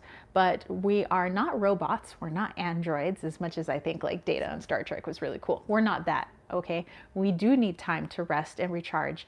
We do need time for the physical body to rest and recharge so that we can make better decisions, so we can make better choices for ourselves and for the people around us, and so we can get into better situations. If we're running on empty, that does us no good. I mean, think about the torture tactics that unfortunately was implemented during times of war. It was sleep deprivation, because they know that that has a extremely negative effect on the body, on the mental, on the emotional, on the physical body. And so if that's used as a negative tactic, then why would we willingly impose that on ourselves? Like, sure, I'm just going to give myself some torture, some sleep deprivation. Like, I mean, that's not good. So take the time to rest and recharge. It's not doing nothing. You are very actively doing something. It's just maybe not what society thinks is doing something. So if you need to take time out, if you need to take time to think about it, if you need to take time to ground, please take the time to do so. You have the right to do so. In fact, it's beneficial for you to do so. So remember, I don't want to torture myself. I'm not in a torture camp right now. So why would I treat myself that way? So get some rest, do some meditation, do some activities that you think, would just help you to relax your energy and your emotions. If that's sitting in front of the television and binge watching the next current thing that's on Netflix, which my friend Steph let me know that there's a lot of really cool stuff that's out on Netflix right now, some cool shows. And if that just helps you to recharge your batteries, then go do it. And if somebody's like, oh man, you're being lazy, they're projecting a shadow onto you. Just know that when people say those kinds of things like, oh, you're being lazy, oh, you're being this, what are they really saying about themselves? Maybe it's because they wish they can do what you're doing. And actually they can, but they have this FOMO, this feel of like, oh, if I'm not go, go, go, then I'm being lazy. And so when they see somebody else doing the thing they wish they can do, they call them lazy because they're jealous. And they shouldn't have to be, because they can do exactly what you're doing as well, which is taking time out for you. So take time out for yourself. Okay. Let's see. Billy said, sharing love and gratitude. Happy story. 14 long tail. Tits visited the garden. I was hid by the hedge and some flew and landed so close I could have touched them. A robin also flew right by me at the time. That is so magical. Sunlight behind me, the robin and the sunlight shone through its long flight feathers. So beautiful. Wow. I probably wish I could have taken a picture. That sounds really beautiful. All right, Susie's gonna be back. And Lisa said 1818, numbers going up in the sequence now. And then Susie said, Billy, can you get hay? Sounds weird, but I heard you can sleep on it and it builds heat. I've heard that too, actually. So I've always actually wanted to try that. Like when I used to stay up with my grandparents for the summers, they lived in the high desert. Like I always thought, to keep warm, maybe I could put hay in my clothes. I always thought about that. Okay, let's get into a viewer's choice reading. So I know that I didn't have the special questions that I normally put out for you guys to vote on, but again, my apologies. I've just been kind of out and about doing a whole lot of things to complete this move. But I do have the viewer's choice questions. So everybody who is in the live chat today, you have a chance to vote right now for the question that I'm going to be pulling a card on. So James and I kind of came up with the questions together. So thank you to James, as he helps me with your questions sometimes. And I was thinking about the energy of this week. You know, today being 11 Emish in Mayan astrology, you know, it's all about kind of seeing beyond. And when we see beyond this point in time, we realize that the only place that linear time exists is in the third dimension, in the 3D realm. Outside of that, time doesn't exist, and that's something that I know can be really hard for us to wrap our human minds around, is a time where time is nothing, like it doesn't exist, like everything is happening all at once, past, present, and future, which actually is only quantified here in the third dimensional realm. But outside of that, everything is happening at once. All of our quote unquote past lives are occurring right now, this very minute. All of our future lives are occurring right now, this very minute. And our present self is, of course, right here. So, keeping that in mind, I have two questions for you guys. And here is how the voting goes in case you guys are new to the channel. All right, I'm going to use James's deck. I have the, why does that name always leave me? The Druidcraft Tarot. I have the Druidcraft Tarot right here. I'm going to read off question number 1. If you really like that question, I'm going to have you vote with a red heart emoji. So if you like it, just pop in a red heart emoji. If you're not near your cell phone or emojis, just type the words red heart if you're at a computer. If you like the second question better, then type in a green heart emoji or just type the words green heart. Afterwards, myself and I think everybody here is going to try to count up those hearts. We'll try to count up all the red hearts. We'll try to count up all the green hearts and see what the quote unquote winning question was. All right, here we go. Silver Star says, sounds like my husband. He is a lot like that. I have fibro and he says I'm lazy and says, I wish I could just sit around and do nothing. Rarely do I even get to do that. Being so busy. Thank you. I know. Yes. This is, don't know why that didn't click till now. Exactly. And then Billy was talking to Silver Star over there. And then Susie's like, Silver Star, you are not lazy. Yeah, I have, that's always been, I don't know, that's always irked me, you know, when somebody says, oh, you're being lazy. And for me, I think it's just a shadow going back to like my parents. Like my dad was always calling my mom lazy because she was a stay-at-home mom. And so, you know, they had, I mean, of course they eventually divorced. So of course they had some marital issues, but she wasn't lazy. She had a lot on her plate. She was taking care of 2 kids. She was trying to take care of the house. She was trying to take care of the bills, and she was trying to take care of all of these things. And sometimes she just needed some time to herself. So oftentimes when you saw her, she was like decompressing, but she had to decompress mentally. So sometimes she just needed to sit there. Sometimes she just needed to binge watch Dynasty or something like that because she just needed to get out of her head for a moment. And so from an outward perspective, you know, my dad, being a man who's very male driven, is like, that's being lazy. You know, so nowadays when I see that with people, of other people saying, hey man, you're being lazy, of course that harkens back to my shadows, but then I'm also like, you know, that's just a projection. That's just you're projecting your own beliefs and perhaps your own I don't know, sadness that you can't decompress, that you can't just let your mind wander for a moment and just relax. Let's see. Lisa said, wow, I spent time with one of my most ancient former life selves today. She was so sweet, only young, about 13, but already married. Just sprang back to my mind. Wow. Alexandra, hey, how are you? Says I'm a little late, but good morning, everyone. I hope you're all well, doing fantastic. Billy says, I got called lazy and not listening at school with dyslexia, and it took way longer to understand what I was looking at. I know now I'm a visual learner, but it's so annoying when people don't get it. You know, actually, Billy, I mean, it hasn't been, I guess, diagnosed, but since I've been with James, I actually found out because I guess everybody around me just kind of ignored it or something. But I read backwards.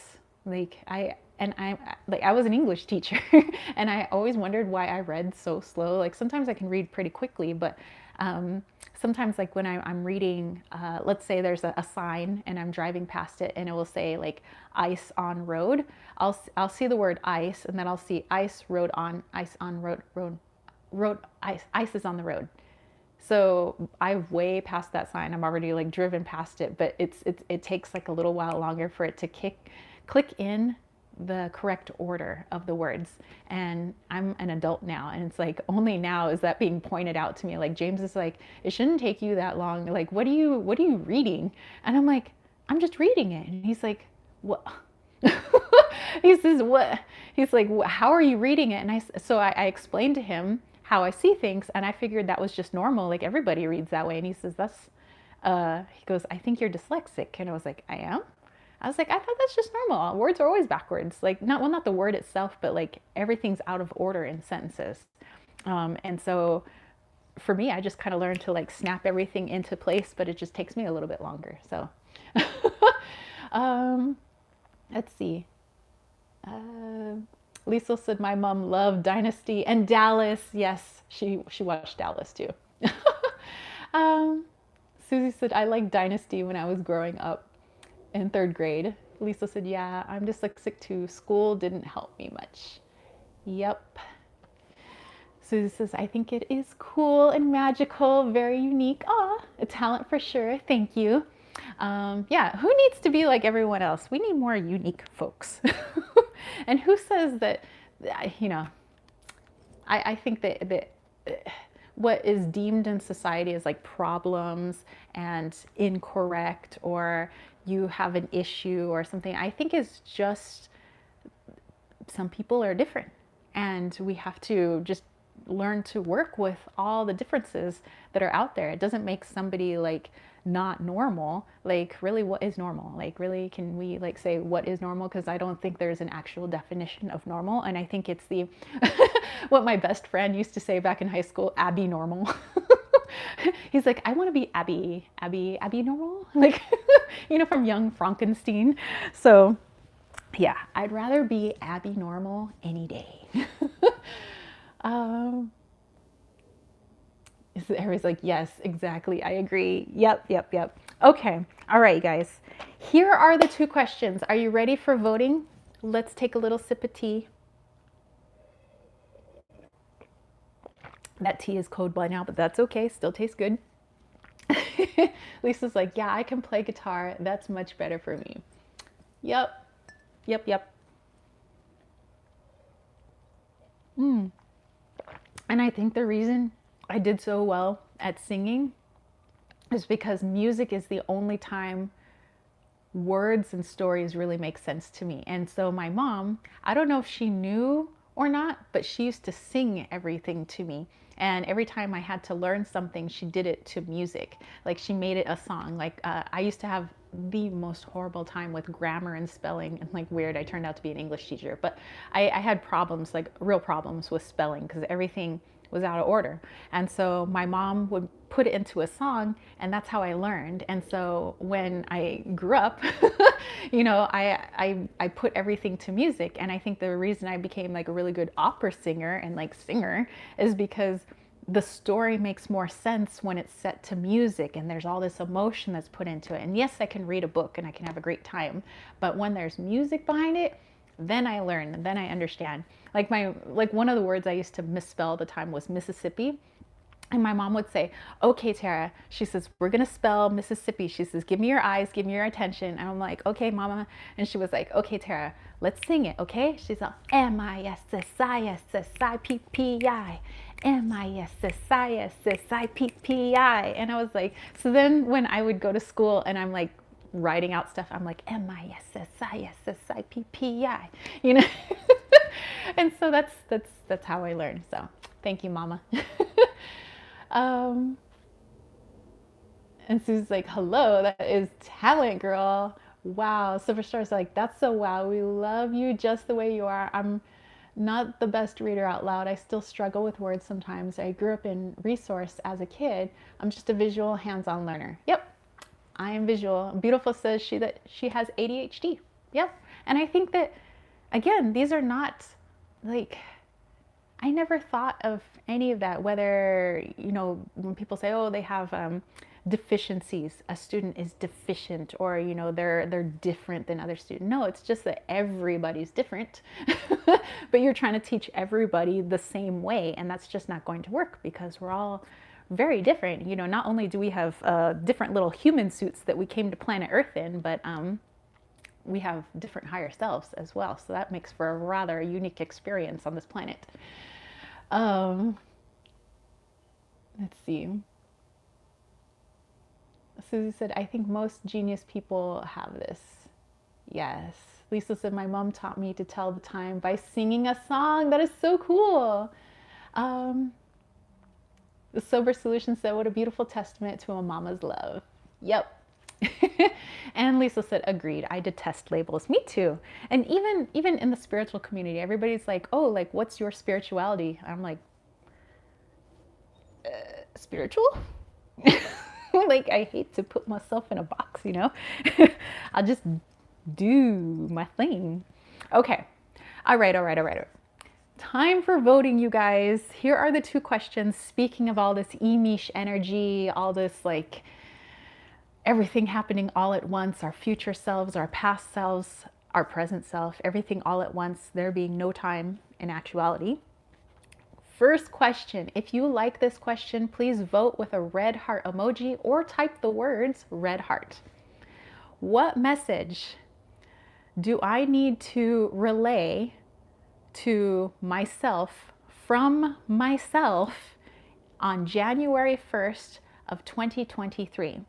So this is you in the future, technically, if there is such a thing as the future, on January 1st of 2023, this coming January 1st.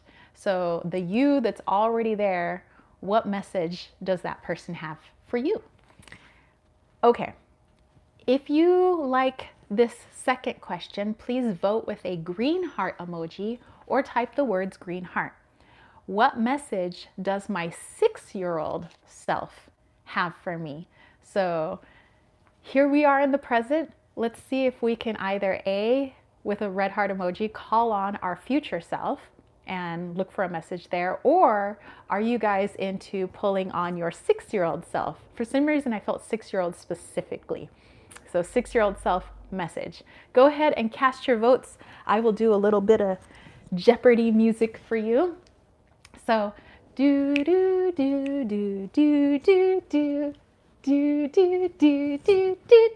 Do do do do do do do do do do do do do do do do. All right, so again, continue voting if you didn't have a chance to vote yet, but it's the red heart for a message from yourself on January 1st, 2023, or a green heart, a message from yourself at 6 years old.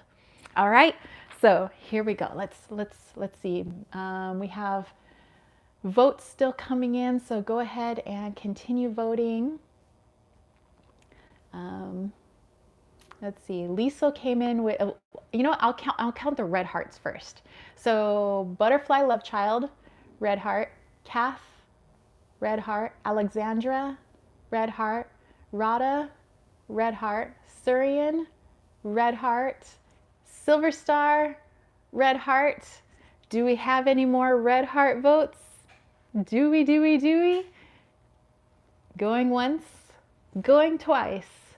Sold for 6 votes. Okay, let's go to our green hearts then. Let's go to Liesel. Liesel had the green heart. Susie had a green heart. Sober Solutions, green heart. Beautiful had a green heart. And okay, so it looks like red hearts. So it was 6 to 4. So 6 red hearts to 4 green hearts. Okay, all right. Lisa said I played the Jeopardy music on guitar for all of us. Oh, thank you. Thank you. We'll be jamming to it. All right, Billy. Okay, So looks like red hearts is our winner. So red hearts, a message from you on January 1st, 2023. Let's do it. Let's do it. I have James's Druidcraft here. Let's see. This should be interesting because it's all of us, technically.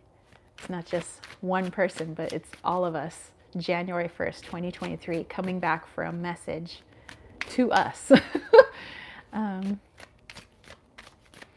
the reason I came up with that question too, not only that today is 11 Emish, but for the past several days, all the messages I've been getting distinctly look and sound like me talking to me, not my guides, not angels or whatever. Like if I were to leave a message for myself, those are the messages I've been seeing. I literally feel like I'm talking to myself. Like I've never felt that strongly that is literally me talking to me. So I feel like my future self is trying to reach out to me right now. So that's kind of where that question came from. Okay. Okay, looks like we have our card. All right, before I turn it over, I'm just kind of keeping it right here. Let's see. Oh, and then Kayla had a red heart just to drive home the red heart, the red heartness. Billy's like, ooh, that sounds good. Susie's like, I love it. Okay. Ooh, 8 of Cups. Interesting. Such good imagery in this deck too. I think it's beautiful. And it looks like we have a solar eclipse going on in the background. That's also very interesting. Okay, let me dive into this one because I think it's going to need to be channeled a little bit. I'm going to get a little bit more comfy here.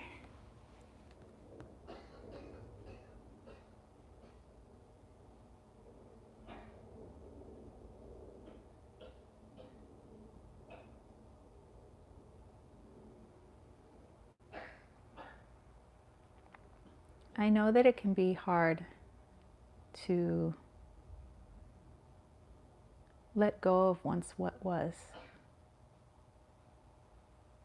When we think upon our life, we remember ourselves as children.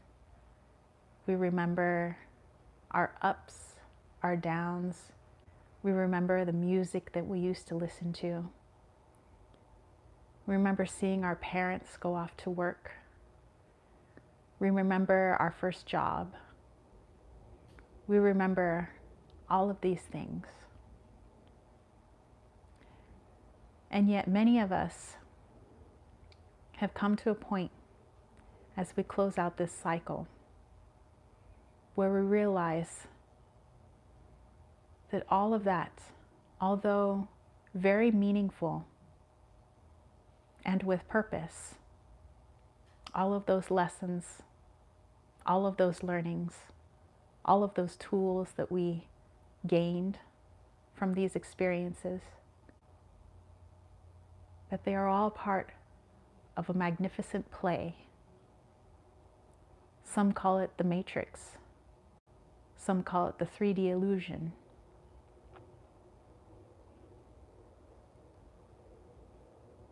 This is a time for this illusion, if you will, to dissipate. As we close out this cycle, many will have a hard time with this concept. Many begin to second guess. If none of that was real, then how did I feel all of those things? Where did all of those traumas come from? Where did all those joyous times, my first love, was that not real? Those things that you felt, those skills that you gained, those lessons that you learned were very real. But it was set upon a stage. It's not to give any less significance to your experience. during your time on this planet. It's not to say that your family life was insignificant or the situations that you were in were insignificant.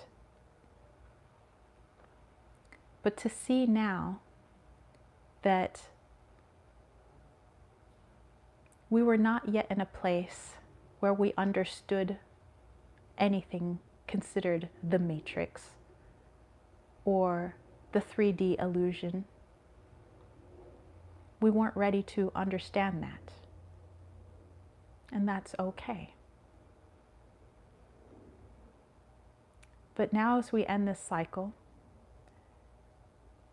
the ego program, which is a program that is placed within every living being on this planet, not just human, to keep us focused on the 3D reality. This is the sole programming of the ego. If we were not focused in the 3D reality, sometimes navigation as a human being and experiencing the human navigation, the human world, would be rather difficult, as many of us have never traveled to Earth before. This is our first time. For some people, this is their 100th time.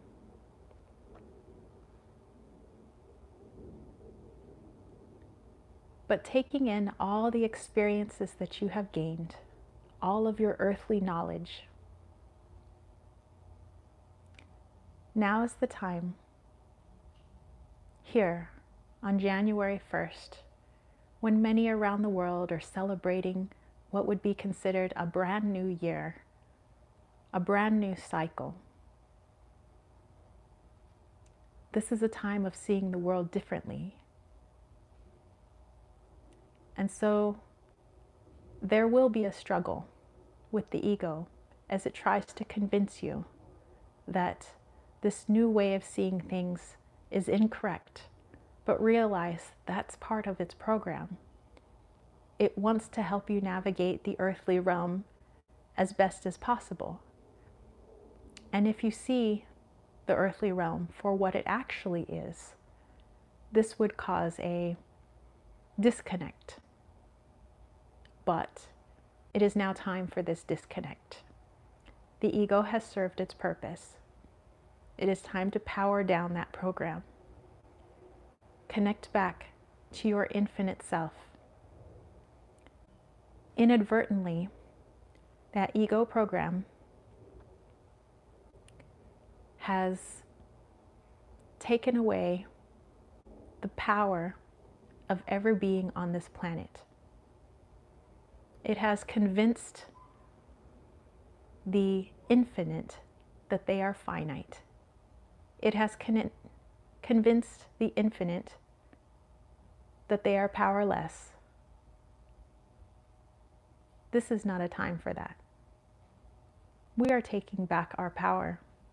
We are seeing the world now through the eyes of our multidimensional soul. And it will look different. It will feel different. But this time, we're looking at it with our power, our true power. This is not a time for being small. This is a wonderful time of growth and rebirth. Just as the clock strikes midnight and we feel a sense of renewal with a new year. This is not just a new year, but a new sense of self. And although this could be a rather scary time, know that we are all in this together as a collective. And this is our time to shine. This is our time to reclaim our sovereignty. This is our time to gather together and become one once again.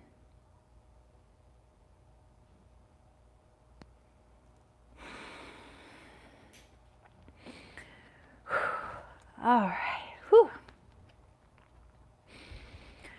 Okay. Wow, that was, whew. Oh my gosh, I lost the feeling in my hands. That was a big message. I don't even feel like that was my higher self. That was coming from way above me. Whoa. Whoa, I lost the feeling in my body. Okay, wow. Okay, that's some good stuff. I'm gonna have to like really think about that. I'm gonna have to play back my own live chat and really like dive into that. Wow, I don't know if you guys could see, but like I lost the my hands are frozen right now. Like this is okay. Let me just calm down. I need to take a moment. Okay. Okay, let me go back and look at your comments while I calm down here. Oh, Susie was talking about the questions that I had. It says it was a hard choice. Both were good questions. Susie said, I disliked working at Racks, also called Arby's. I always smelled like beef when I got home. Oh my gosh. It was the first job. Oh, today Susie is also a member for 6 months. I will have to do a little card for you at the end as well. Susie said, beautiful message. Sarian said, thank you, thank you. Cass said, that was beautiful, thank you. Susie said, so cool. Lisa said, wow, thanks for the channel. I've been receiving a very similar and consistent message recently. This is very reassuring to me, I'm sure for us all. Thank you. Billy's like passing you water. Yeah, I think I have one more sip in here. Thank you, thank you. And sending Reiki. Thank you so much. Silver Star said, yeah, sip, sip. Sarian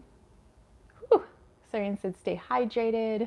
Lisa said, one love, definitely. Sober Solution said, my hands are old too. That was a perfect message. Thank you. Lisa, oh my goodness. Member for 7 months. I will definitely pull a card for you at the end as well. So we have Susie, we have Lisa, we have Silver Star. Amazing and beautiful. So thank you. Thank you guys for allowing me to channel that message. That was, I mean, normally I'm channeling through my higher self, and I felt like I dropped into my higher self, but then my higher self was connecting. I can't really quite put my finger on that energy. It just seemed like it was way above my higher self, like energetically, like not like it was better. It was just the frequency was so much higher. Like that was, whew, whew. You know what? I'm gonna hold this avocado. I'm gonna ground a little bit. Give me just a second.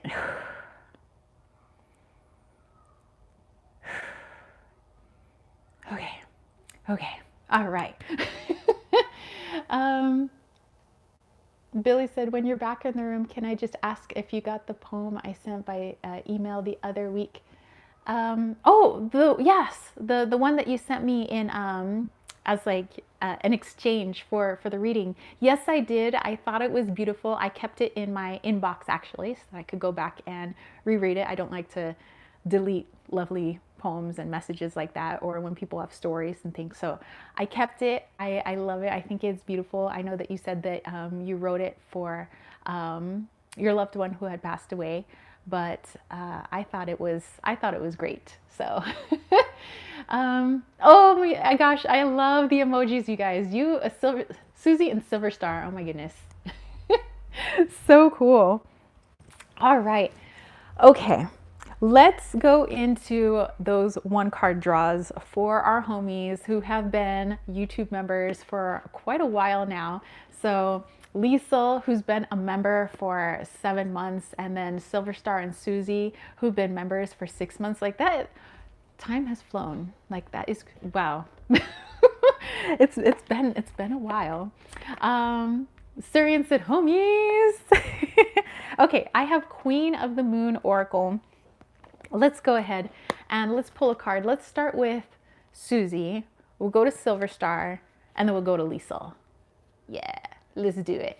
Okay, so Susie, do you have a particular question in mind, or do you want me just to do a general draw? And while you think about it, I'm gonna just get these nice and shuffled for you. These are beautiful cards, by the way. I know it's like that kind of computer generated imagery, but I think it's pretty. All right, so Susie would like a general card. Sure. Hold on, there was a card. There it is. That wants to come out. Okay. Oakley dokley. Billy said, anyone see an aura around Tara right now? Is there? Interesting. Susie said, appreciate it. Thank you. Okay. Speaking of auras, Susie, we have this. Check out that image. And this says pleasure. This is the waning gibbous. Wow. It looks like she's at the center, like she's a little photon. That is so cool. All right, Susie, let's dive into this one.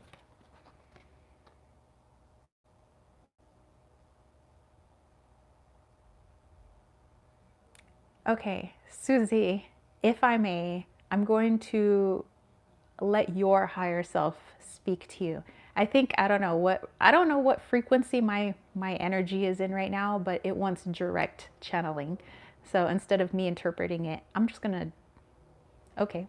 So your higher self just has a little something.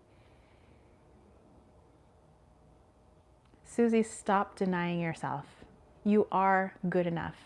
There is no, I'll do it later. I'll take care of myself later. I'll give that to myself later.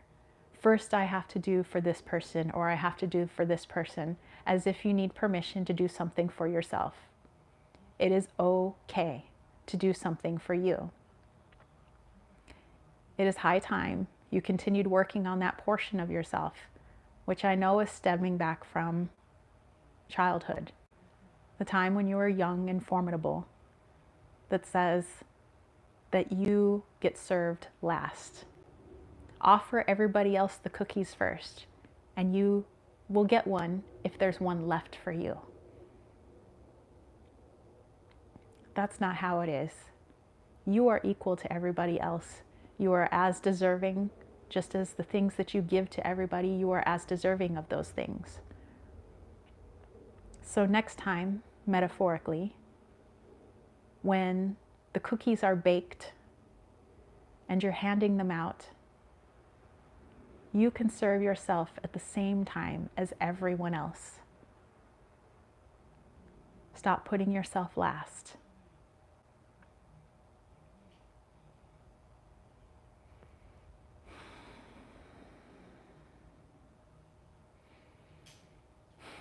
Okay.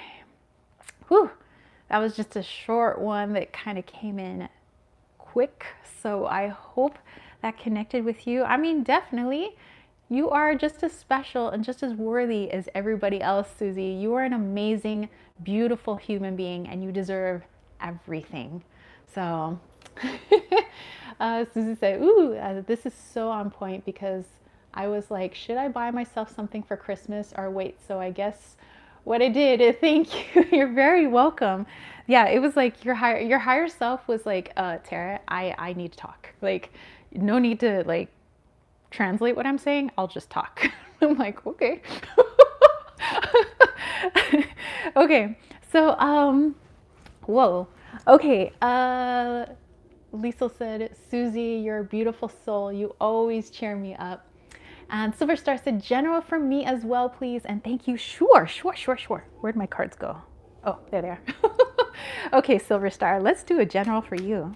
And now I'm putting the intention, if somebody's higher self needs to speak, it's okay. They can just come on through. So Silver Star, if your self needs to speak, go ahead. Use me as a vessel. That's all right.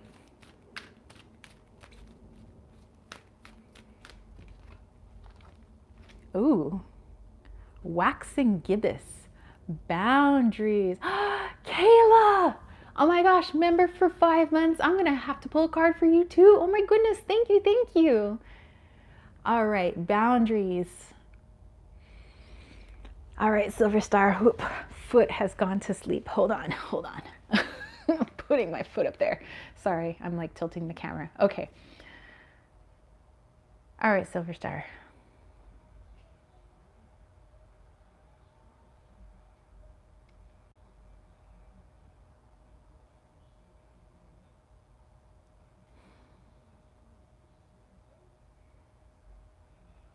words.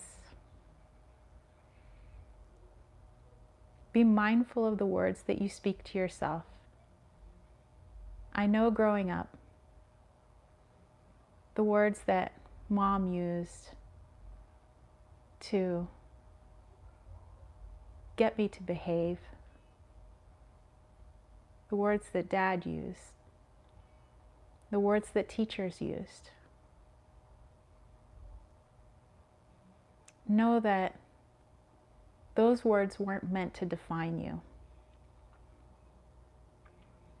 Growing up, those people were merely trying to get me to act a particular way. They wanted me to settle down. Unfortunately, we took those words as to be a definition of who we are. That we are the child that needs to be settled down. We are the child that sometimes is disobedient. And so we had decided that later on, it was okay when people spoke to us this way. And as you got older, consciously, we realized that certain ways in which people spoke to us was not okay. However, there is still healing to be had, for those words still bounce around in our head. These are still the words that we parrot to ourself in order to get ourselves to act right, to behave, to be good.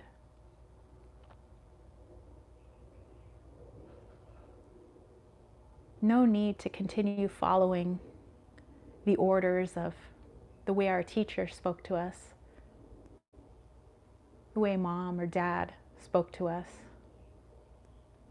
At the time, they didn't know that those words would stick. And for that, we forgive them. And now it is time for you to let that go. Please don't continue to speak to yourself in a way to get yourself to act right. You act the way you wish, and that is okay. And I know that you know this consciously, but sometimes we still let those words float around in our mind. Just know that I feel it too. I am you. You call it your higher self, your spirit, your soul. I am you. And I know that those words do not resonate. But no need to get mad at yourself. No need to punish. It's just time to let it go. Because those words are not true. They do not define you.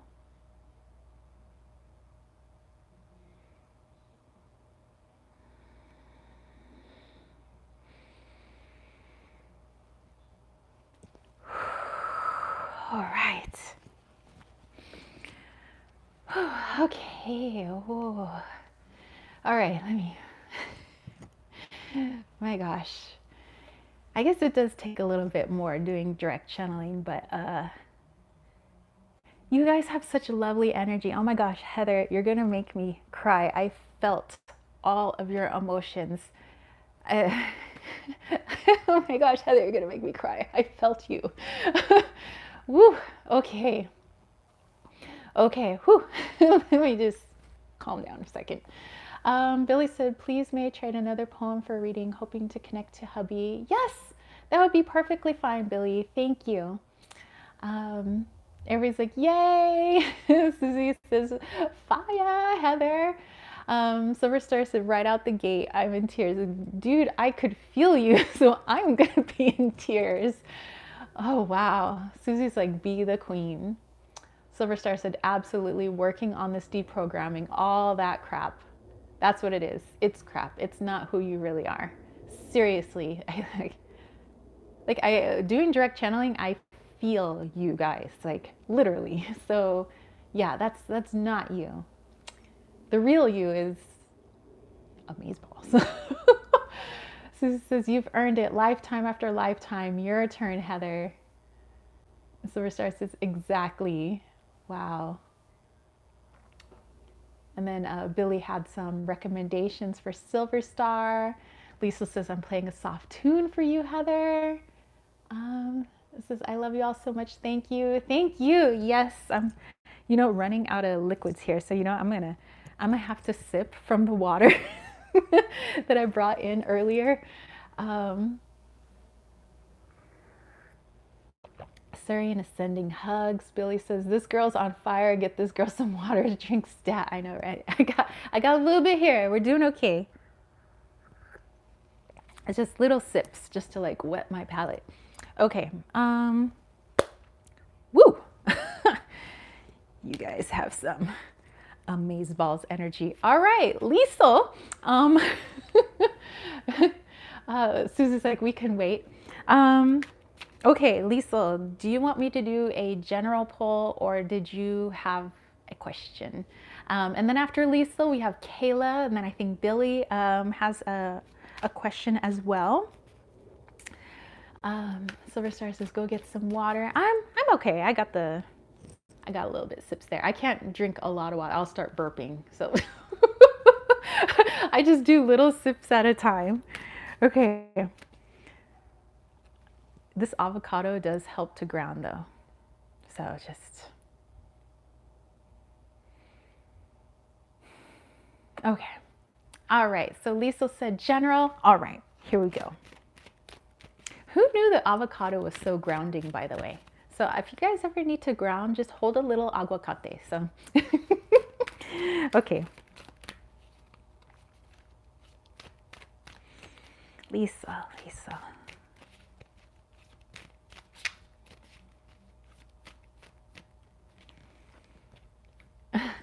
Okay, before I turn the card over, Lisa, I know that you're musical. You play guitar. You got a lot of this music, and there's a group, and I think they were a one-hit wonder, but maybe they were just a one-hit wonder here in the States. But they are a British band, and they came out when I was in high school, and this song popped into my head. It's by Fastball. What was it? The children came out and they started walking. Left before the sun came out that day. And when the car broke down, they started walking. Where were they going without ever knowing the way? Any time the dun dun dun dun dun is paved in gold, it's always summer, they never get old. Something, they never get old and gray. I don't know, that came out when I was like a freshman or a sophomore in high school. So I don't know, that song popped in. Maybe it's part of your message. I don't know. Okay, Butterfly says that song is called The Way. Okay. Billy says maybe it's the huge stone in the middle of the avocado. That's true. That is true. Silver Star says you sent me one in of the packages, a black obsidian arrowhead that is in my left hand before bed and then under the pillow. Now it's going to work with me. Amazing. And Repple Jade's Fire, hello, says happy Sunday. Happy Sunday to you. Oh, okay. So we have Patience. Fastball, yes, it was by Fastball. And so we have actually kind of similar to the song. This lady has started walking. Where was she going without ever knowing the way? But maybe she did. Okay, so let's dive into this. Let me see if there's anything direct or we're just going to do an interpretation. Let's see here.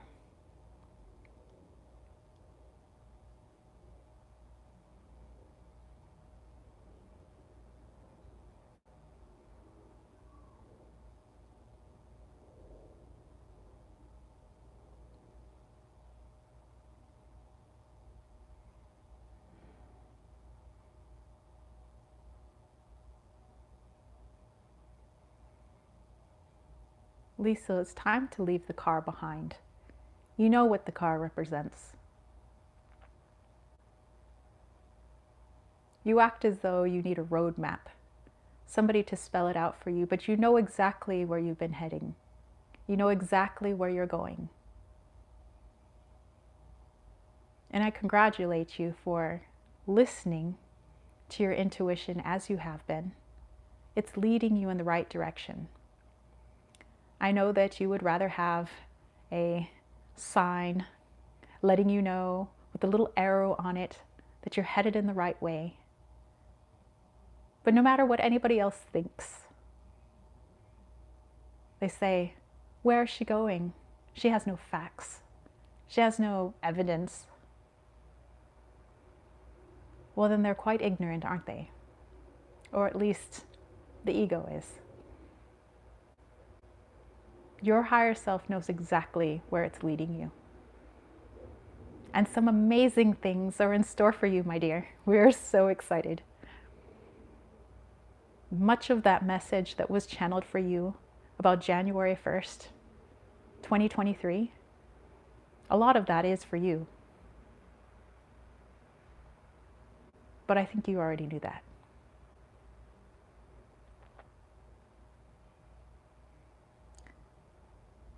I think what you're going to need to do at this moment, when you have some time, my love, is to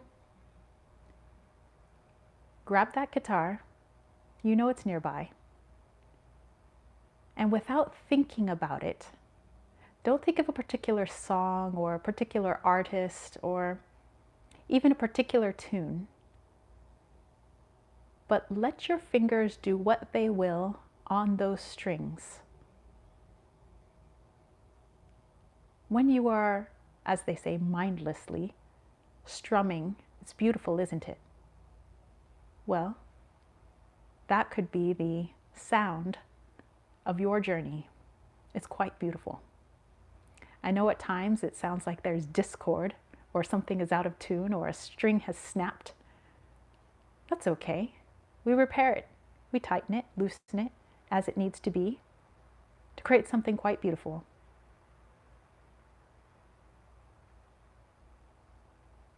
Stop second guessing. You're right where you need to be.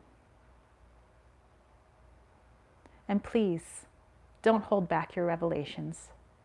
As you come to understand things, you are meant to share them, either through poetry, through music, through your words, through your writing. Share them. Even if you're not on a stage sharing it with millions of people, if there's only an audience of one, you still are asked to share it. You are given those downloads for a reason, is you're meant to share them.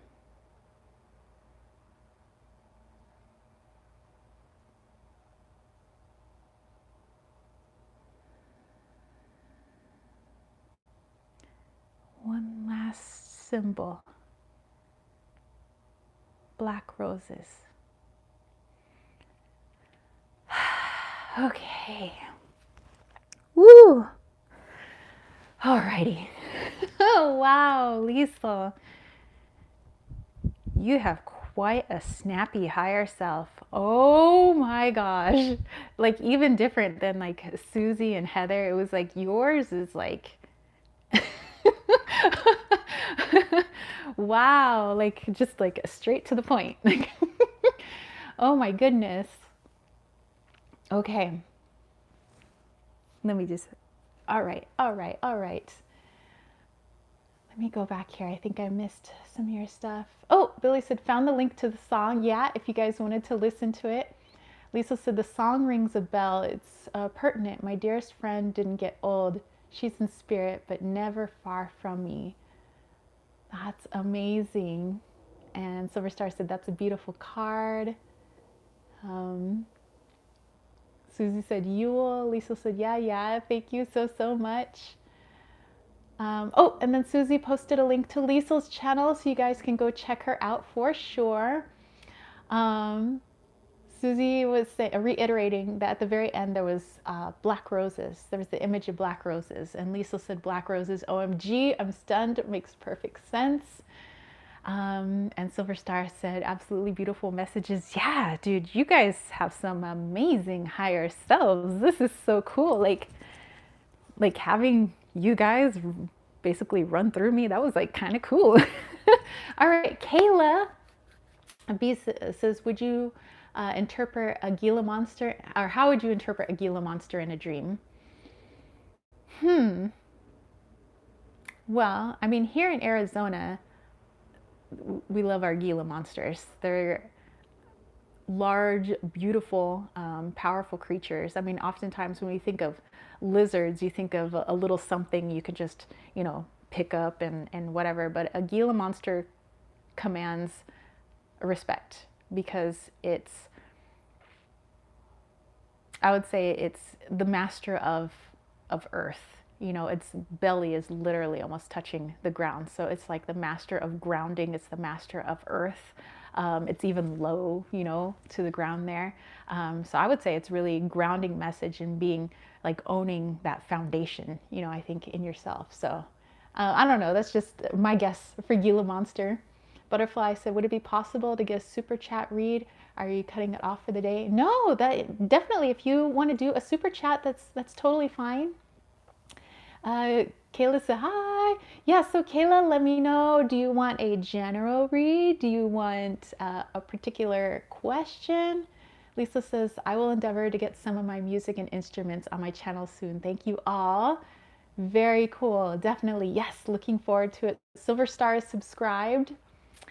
Okay. Okay. So yeah, B said, thank you. I had a dream about a Gila monster in my house and it would not leave. Interesting. And Heather Webster, hello, says they're new. Well, welcome. Just doing some channeled messages and sort of pulling cards at the moment right now for my YouTube members who are celebrating their YouTube member anniversary right now. And then I have Billy, I believe, afterwards. And I hope I'm not missing anybody. So it was Kayla, Billy, and I think that's it. And then and then B was wondering if she could do a super chat, which she can by all means. Yes. Okay. So let's see, Kayla, or not B, it was Butterfly. There we go. Butterfly Love Child. Okay. All right, Butterfly, thank you. Okay, so let's get to Kayla, get to Billy, and then we'll get to Butterfly. All right. So Kayla.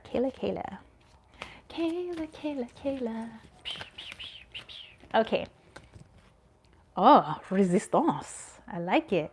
Waning crescent. Resistance. Resistance is futile.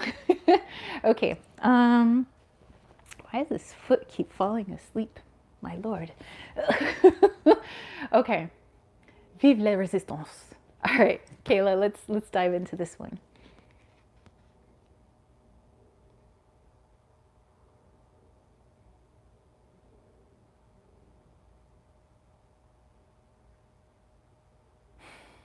Okay, Kayla, I think because your dog is so connected to you, since Eco is so connected to you, this is more Eco sending a message, since I think he's now one of your spirit guides. So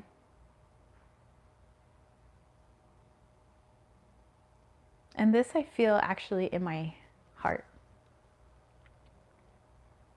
And it's like it's connected to the throat chakra, almost as if you're stopping yourself.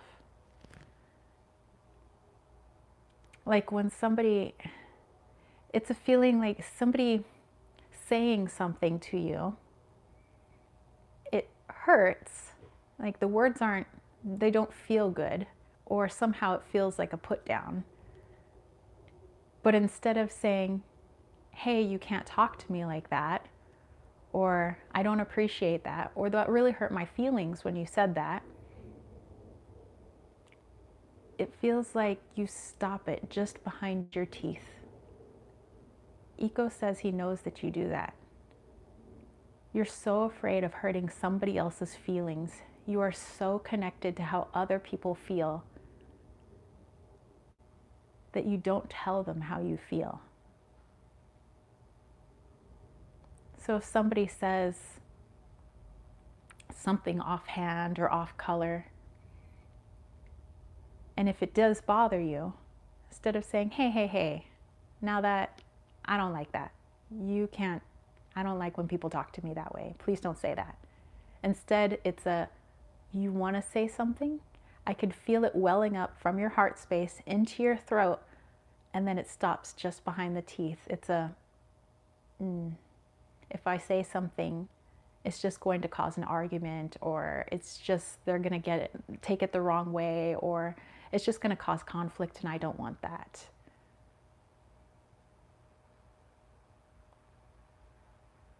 Iko saying, but look at the conflict it causes within you. Are you saying that it's okay for your feelings to be hurt? Are you saying that you're not allowed to have a voice? Iko's like, did you ever know me to keep in my barking? If I feel that there was a problem, I said something about it. That's how I establish boundaries. That's how I let people know that I'm here. If dogs can do it, people can do it. No need to bark at them, but you do need to voice when somebody has done something to hurt you. Otherwise, they will just do it again because they won't know. And can you fault them for that? Now, if you've said something and they continue to do it, then we can fault them for that. But you need to speak up more. You're not hurting people's feelings. You're not causing an argument. You're not causing conflict. You're setting a boundary. You're expressing your emotions. When you allow those emotions to stay within you, it hurts. Sometimes to the point of physical pain and sickness.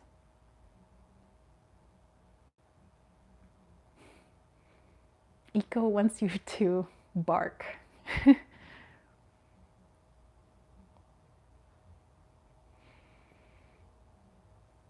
He's saying it makes him feel good. It'll make you feel a lot better too. And with that, I feel a lot less pressure on my chest.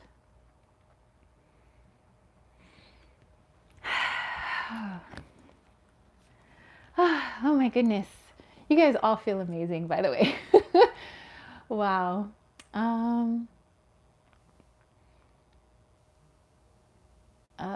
Kayla said, yeah, she wanted an eco message. Oh, Kathy, sure. Yeah, I could do a general read. Silver Star says, oh, by the way, I was born in a waning gibbous moon. Oh my goodness. Very cool. Kayla says, I love you, Eco. Susie sending Eco hugs. And everybody sending big hugs to Kayla. Wow. Susie said, Kayla, you are the coolest, sweetest person. And Kayla said, thank you so much. Thank you guys, my YouTube members. Thank you all very, very, very much. Wow, that was amazing. All right, so we have a few people who have done some super chats. So I would be happy to pull a card for you guys as well. It was Billy, Kath, and Butterfly Love Child, I believe. I think it was Billy first, then Butterfly, and then I think Kath. Yeah, okay. So Billy, I forgot what your question was. So if you could remind me, then I will get myself all situated for that. Hold on, let me just straighten out my legs here. Okay, come on, knee. You could wake up. Okay, and a little teeny sip of water. Okay. All right. So let's see, Billy. think I can scroll back here and maybe find Billy's question, but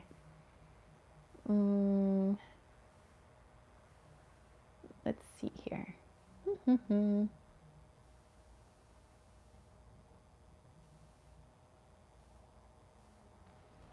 me see. I don't know if I can go back all the way, Billy. Oh wow, let me go. Maybe you've popped in since then.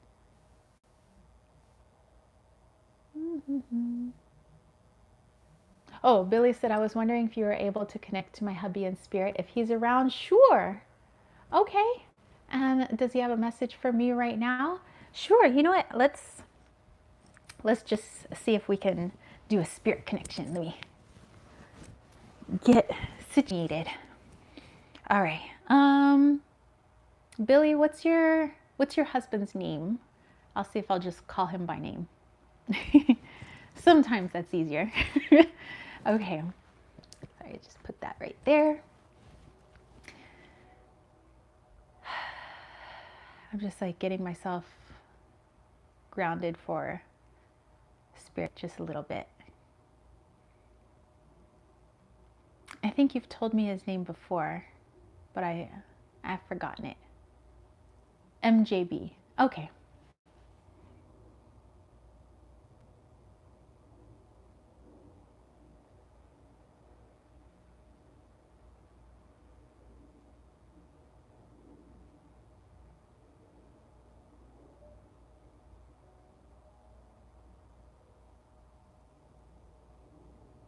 Okay.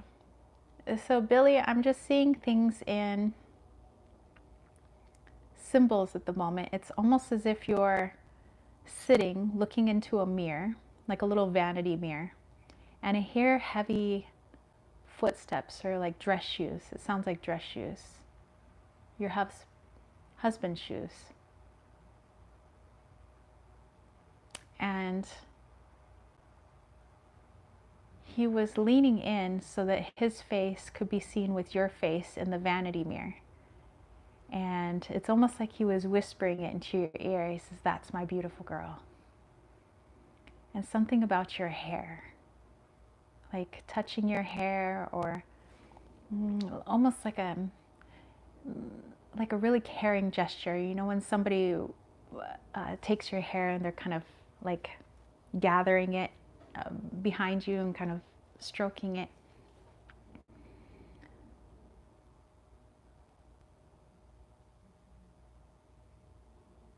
And something about like when people breathe on your neck or speak near, like it tickles, like it makes you laugh, like you know, when people like come in and they like breathe on you or something, but it's like he's playing.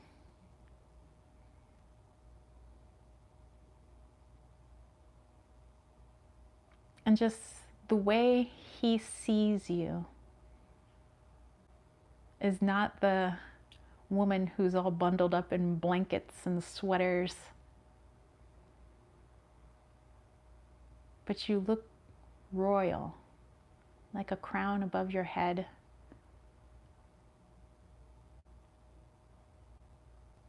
It could also be symbolic of getting you to recognize your own regal nature.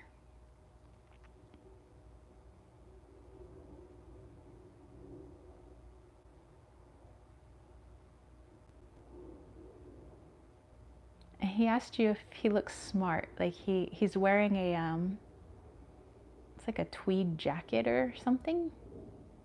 Like he dressed up. I think that's what the dress shoes are for. That's why I was hearing the heavy footsteps. It's dress shoes. He's all dressed up. I look quite smart. What do you think? He's very happy. He's so joyful. It's like the sun is in your room right now, like sunshine.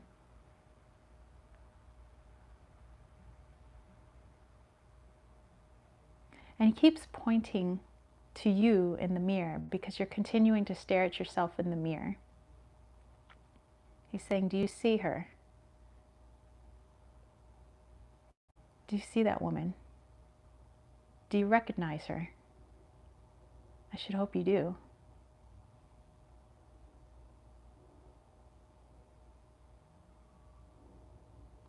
It's okay. We all get a little bit lost from time to time. We find our way back.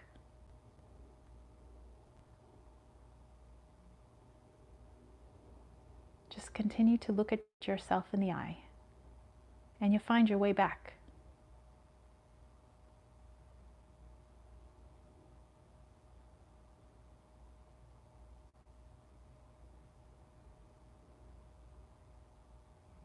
And then he was showing a pipe, like for tobacco, like pipe tobacco.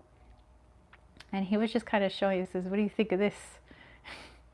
He says, now I look like Sherlock Holmes. I think he's just being silly at this point. I think the purpose is just to make you laugh. I think he just wants to bring a little warmth to your room right now.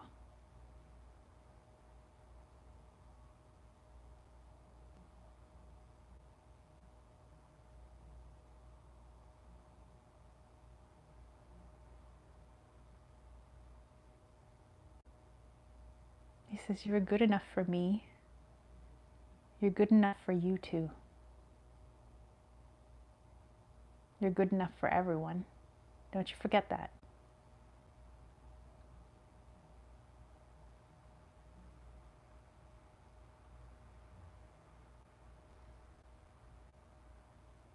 And then he handed you his kerchief. It's like a yellow pocket kerchief.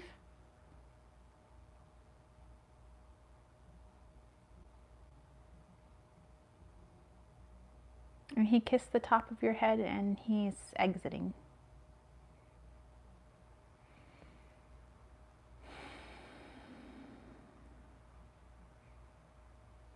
Aw, your husband was very pleasant. What a very pleasant person. Kind of silly, but pleasant. Susie said, ah, Silver Stars, that's so sweet. Susie said, Billy, my black cat Boo Boo, came in and started listening. Susie said, beautiful message. Yeah, he had a very like jovial, I don't know, everything about him was sunshine. You know, it's like, I don't know, anything to make Billy laugh. Like, and I guess, you know, when we're laughing, we may not be so cold. Billy said, so spot on. We'll DM you. Thank you so much. You are very, very welcome. You're very welcome. Yeah, okay. So, what a pleasant energy, I must say. Well, and I told him thank you too for letting me in on your guys' business so that I could talk for him. So, yeah, thank you. Okay, Butterfly. I know that you posted your question back here, so I'm gonna try to find it. There it is. Can you provide any insight on the spirit flights I've been dragged into these past 2 weeks? Sure. Okay, let's do that. Okay. Yeah, Susie, I need a nap. Well, I'll pack and then I'll take a nap. I'll do some more packing. Okay. Let's pull a card. So Butterfly, some spirit flights that you've been on for the past couple of weeks. Any insight into that? So like maybe meaning astral travel, perhaps. Let's see, Marcus. Oh, hey, how are you, Marcus? Billy said, felt so hot during that. Thank you. He was a smoker, not a pipe, but resonated with the yellow and the jacket. Wow, thank you. All right. Yeah, that is, dude, that's amazing. Okay. So Butterfly, let's look into maybe this spirit flight that you've been going on or astral travel that you've been involved in the past couple of weeks. Let's see here. Okay, well, your card just kind of flew out. So flight, flew, card flew. Okay. Okay. Oh, you have Blue Moon, the unexpected. Okay, let's go into this one.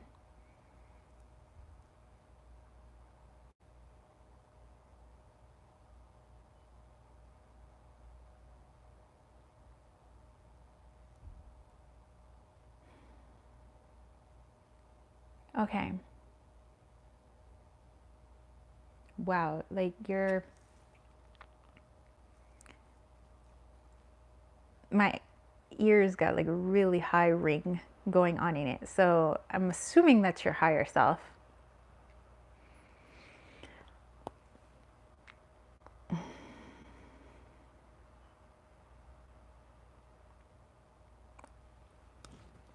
Okay.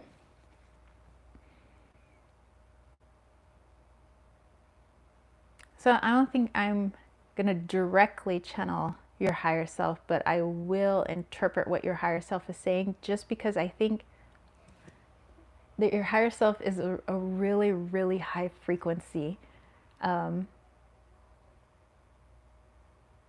yeah, it's a little too high a frequency. Oh, not like too high, but it's just I think I would have a hard time channeling it just in the energy that I'm in right now, just because I'm a little getting a little depleted. Um, your higher self is like all over the place, almost like it can multiply itself. Wow, it's really high vibe. Dude, your higher self, I don't, what, dude, what dimension is your higher self in? Give me just a moment. 9. Holy cow. Butterfly, you have a 9th dimensional higher self. I hope you know that. Like you're way up there. Um, anyway, your higher self doesn't have like one particular form. It's like all over the place. It's moving all around quickly. Like it could be a bazillion places at once, which I know everybody's spirit can. It's just the way yours is coming across is just interesting.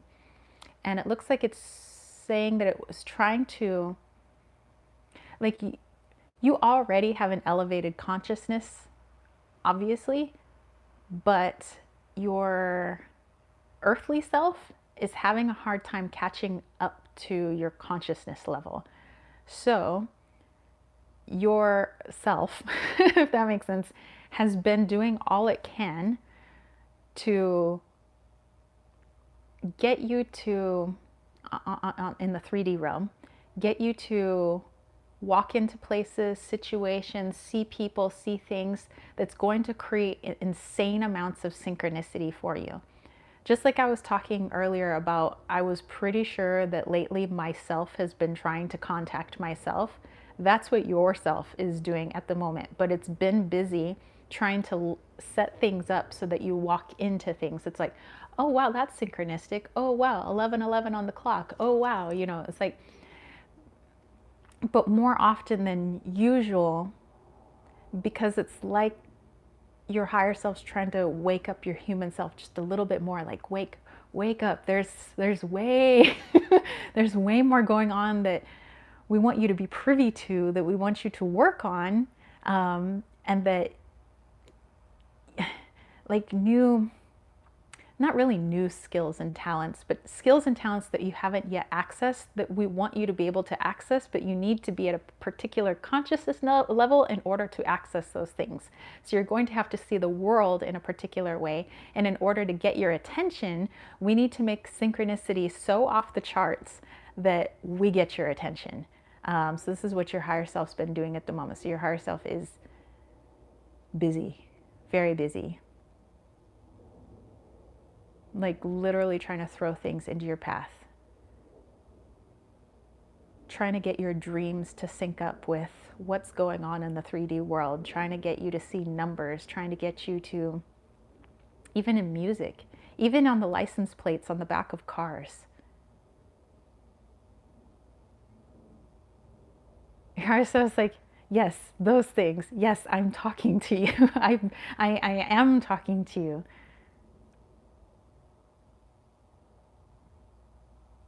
Yes, it's a new level. You're ready for it, Grace. You're right there. It's like almost trying to get you to like look up. Like all you have to do is just like look up. There's so much that you're capable of and things that you're capable of doing that you haven't yet accessed. It's time to access those things. So yes, I've been very busy.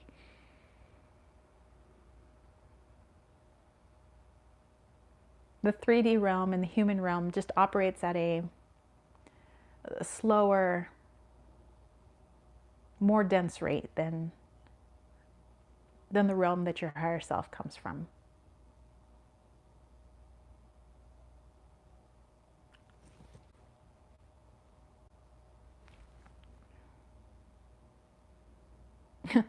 Thank you. Your higher self is apologizing for like cutting out my hearing.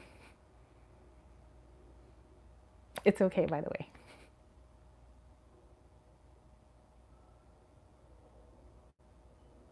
Busy, busy, busy. Woo! All right, butterfly. um, let's see. Silver Star says, pack and nap for the win. Butterfly says, they didn't feel like dropping into astral while dreaming. It was like I was being called to join in with spirit dogs running in circles. So that's kind of what your higher self looked like. It looked like your higher self was like literally like all over the place. Like we're over here, we're over here, we're over here, we're here. It's like, but it's all your higher self.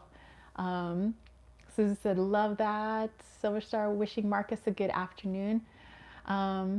Butterfly's like, I didn't know. I'm surprised actually feeling hyper though. Dude, your higher self is hyper. That was some high frequency energy there. Wow.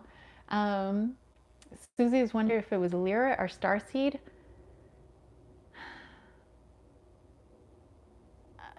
I can't quite put my finger on Butterfly's higher self because I don't think I've seen that higher self yet. Like I see a lot of your higher self, so I see a lot of different things. Hers was like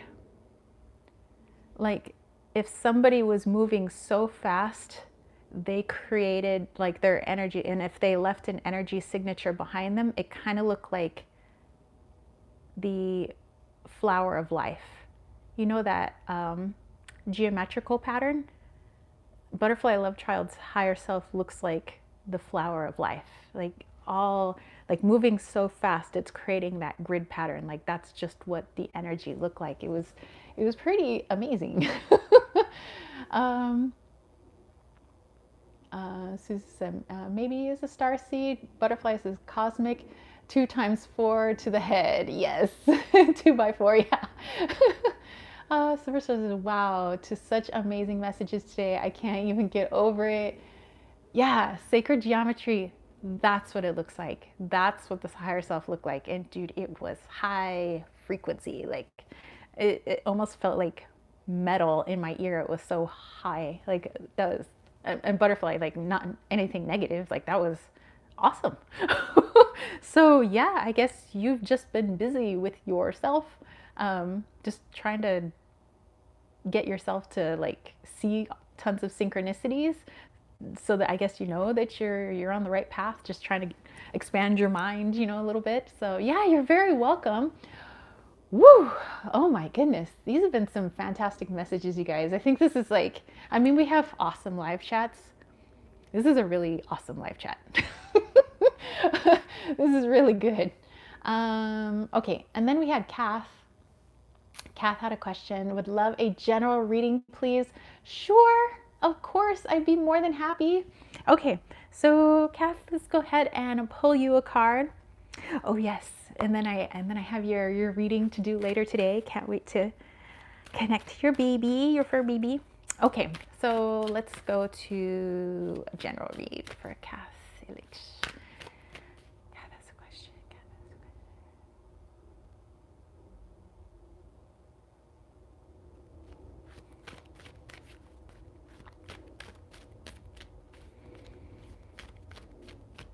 Okay.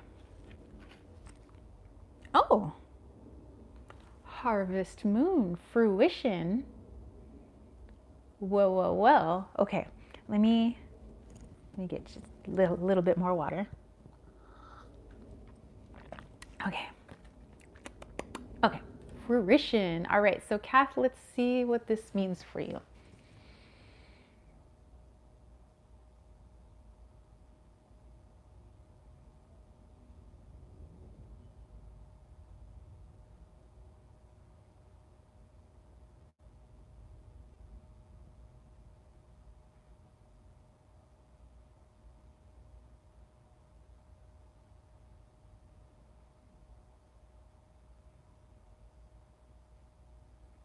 Healed relationships. Okay.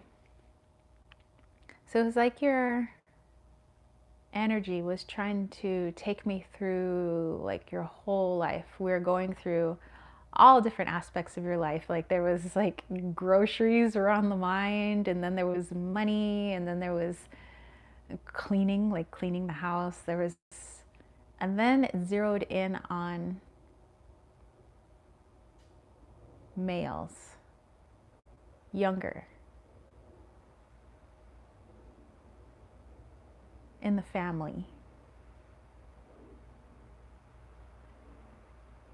And I don't know if there was some bad blood or like something was said, and maybe I don't know if you guys just weren't speaking to each other for a while, or just avoided deeper conversations, just kind of kept things to how's the weather type conversations. But it feels like there is going to be some healing before this year is over as it pertains to, feels like two somewhat young males in the family. I think this all started from a misunderstanding. Somebody said something, they interpreted it wrong. You know, it's kind of like that game telephone. You know, you say something into the telephone, 10 people later, what's heard at the other end is completely different than what was originally said. And it kind of feels like that's what happened in the family not too long ago. Is something was said, it was taken wrong, it got passed around, and now it's completely not what the original conversation even was about. So, and I don't even think people even know why they're still like, not really upset, but like we're just not acknowledging it. We're just not talking about it right now. And so just know that if you have an open heart to, you know, clear any misunderstandings, you're ready to have some open, honest conversations, you leave the doorway open for other members of the family to start having some open, honest conversations just about family stuff. You know how families are. Just that I really just see this as like, it doesn't even matter. That I think this is why it's not like specific on what you guys were talking about, is because it doesn't even matter. Like what you guys said, it doesn't matter. What does matter is what you guys are learning from this situation. That how does it feel when people are refusing to talk about something, or when you're upset with other members of the family? Like it doesn't feel good, right? But when you can open up your heart and you're saying, I'm ready to talk about certain things, and other members of the family, when they're ready to talk about certain things, you know how good it feels to like get it off your chest and speak it out, and you know that it's coming from a good place, you know that you're genuinely speaking from your heart. And when you can feel it coming from other people in the family, when they are genuinely speaking from their hearts, how good that feels and how that brings people closer together. This is actually the lesson here. Not that anybody was bad or wrong. It's all just a learning experience. And so this is a particular situation I feel that you and certain members of the family are going to be able to grow from, so that it will possibly not happen again. So that maybe people may think twice in the family before spreading what they think is gossip of like, oh, this happened, and then another person says, oh, and then they catch it the wrong way, and then they say, oh, this happened with so and so or with Kath, you know. And so I feel just like this is a time of just like clearing the air, coming back together, and finally like, no more keeping secrets, or this is a thing we don't talk about when we're all together. Like finally it's like we're open again. And I do feel that happening before the end of the year. Feels like freshly laden snow. It's so crisp, it's so clean, it's so clear.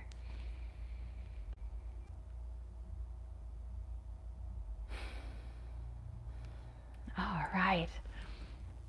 Let me see. Let's go back here. Um,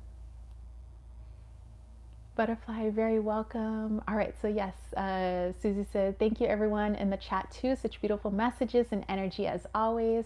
Cass said, that's wonderful. Thank you so much for the reading. You're very welcome. Yeah, it just felt so like, like finally. um, and Susie said, thank you too, Tara. We love you. Thank you, thank you. I love you guys so much. I hope I didn't miss anybody. Did I get everybody that was doing a reading? So if you guys want to double check, make sure I haven't missed anyone, because I would feel pretty awful if I missed somebody. But you know, I'm like kind of in a woo state, so my brain's not firing on all cylinders at the moment. All right, so Susie said I did. Okay, well, my candle has extinguished itself.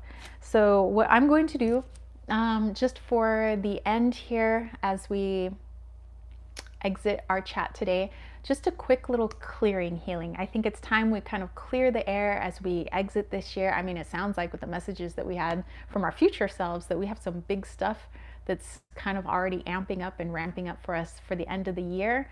And so I think that if that's going to happen, as it has been happening, then we're going to need as much clarity as possible with those messages, so that no words are minced from our higher selves and no words are minced from all the messages that we're getting in. So I'm going to go back to the little spiritual tool that we have over at Desert Cauldron. And I just want to clear the air as part of our healing today. And then, yeah, next time you see me, I'm going to be up at the property. So this is our very last live chat in Tempe.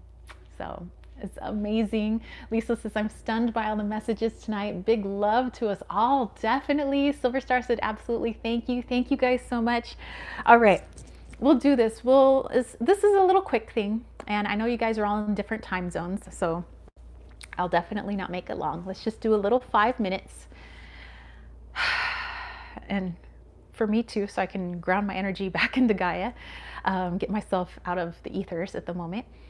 And you guys find a nice, comfortable place.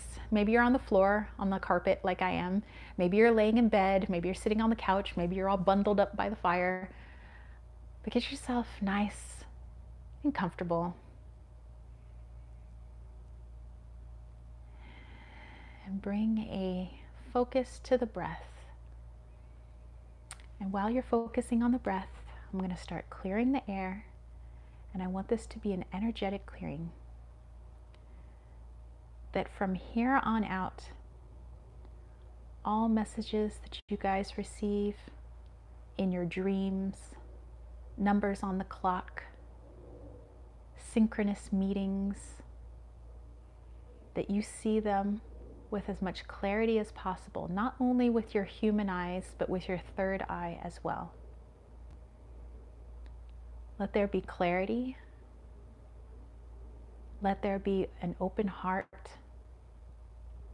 as we bring those messages in. An open heart allows there to be truth. It allows understanding. And it helps to bring peace within our earthly form. So let's clear the energy with all the chaos and confusion. Let it not be a distraction from our higher purpose. Sure, we have an earthly purpose, but we have a higher purpose as well. And when we connect to that higher purpose, our human self falls in line. And as the oracle says in the Matrix, you'll feel right as rain. So let's go ahead. With every breath you take, you breathe in clarity, you breathe in understanding, you breathe in connection, breathe in knowledge. With knowledge comes peace, comes stillness, a groundedness that no news headline can shake. Continue breathing.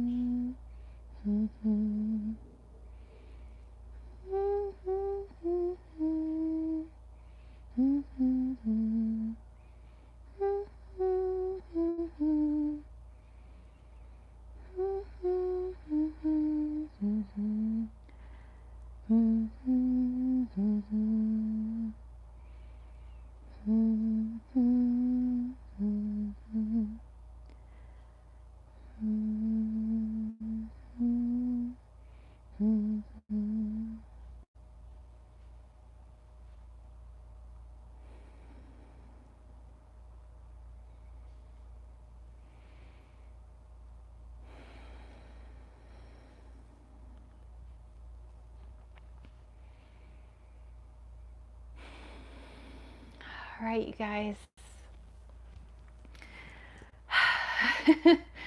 All right. Whew. I hope that you guys have a great rest of your week. I hope that you have a good rest of this month.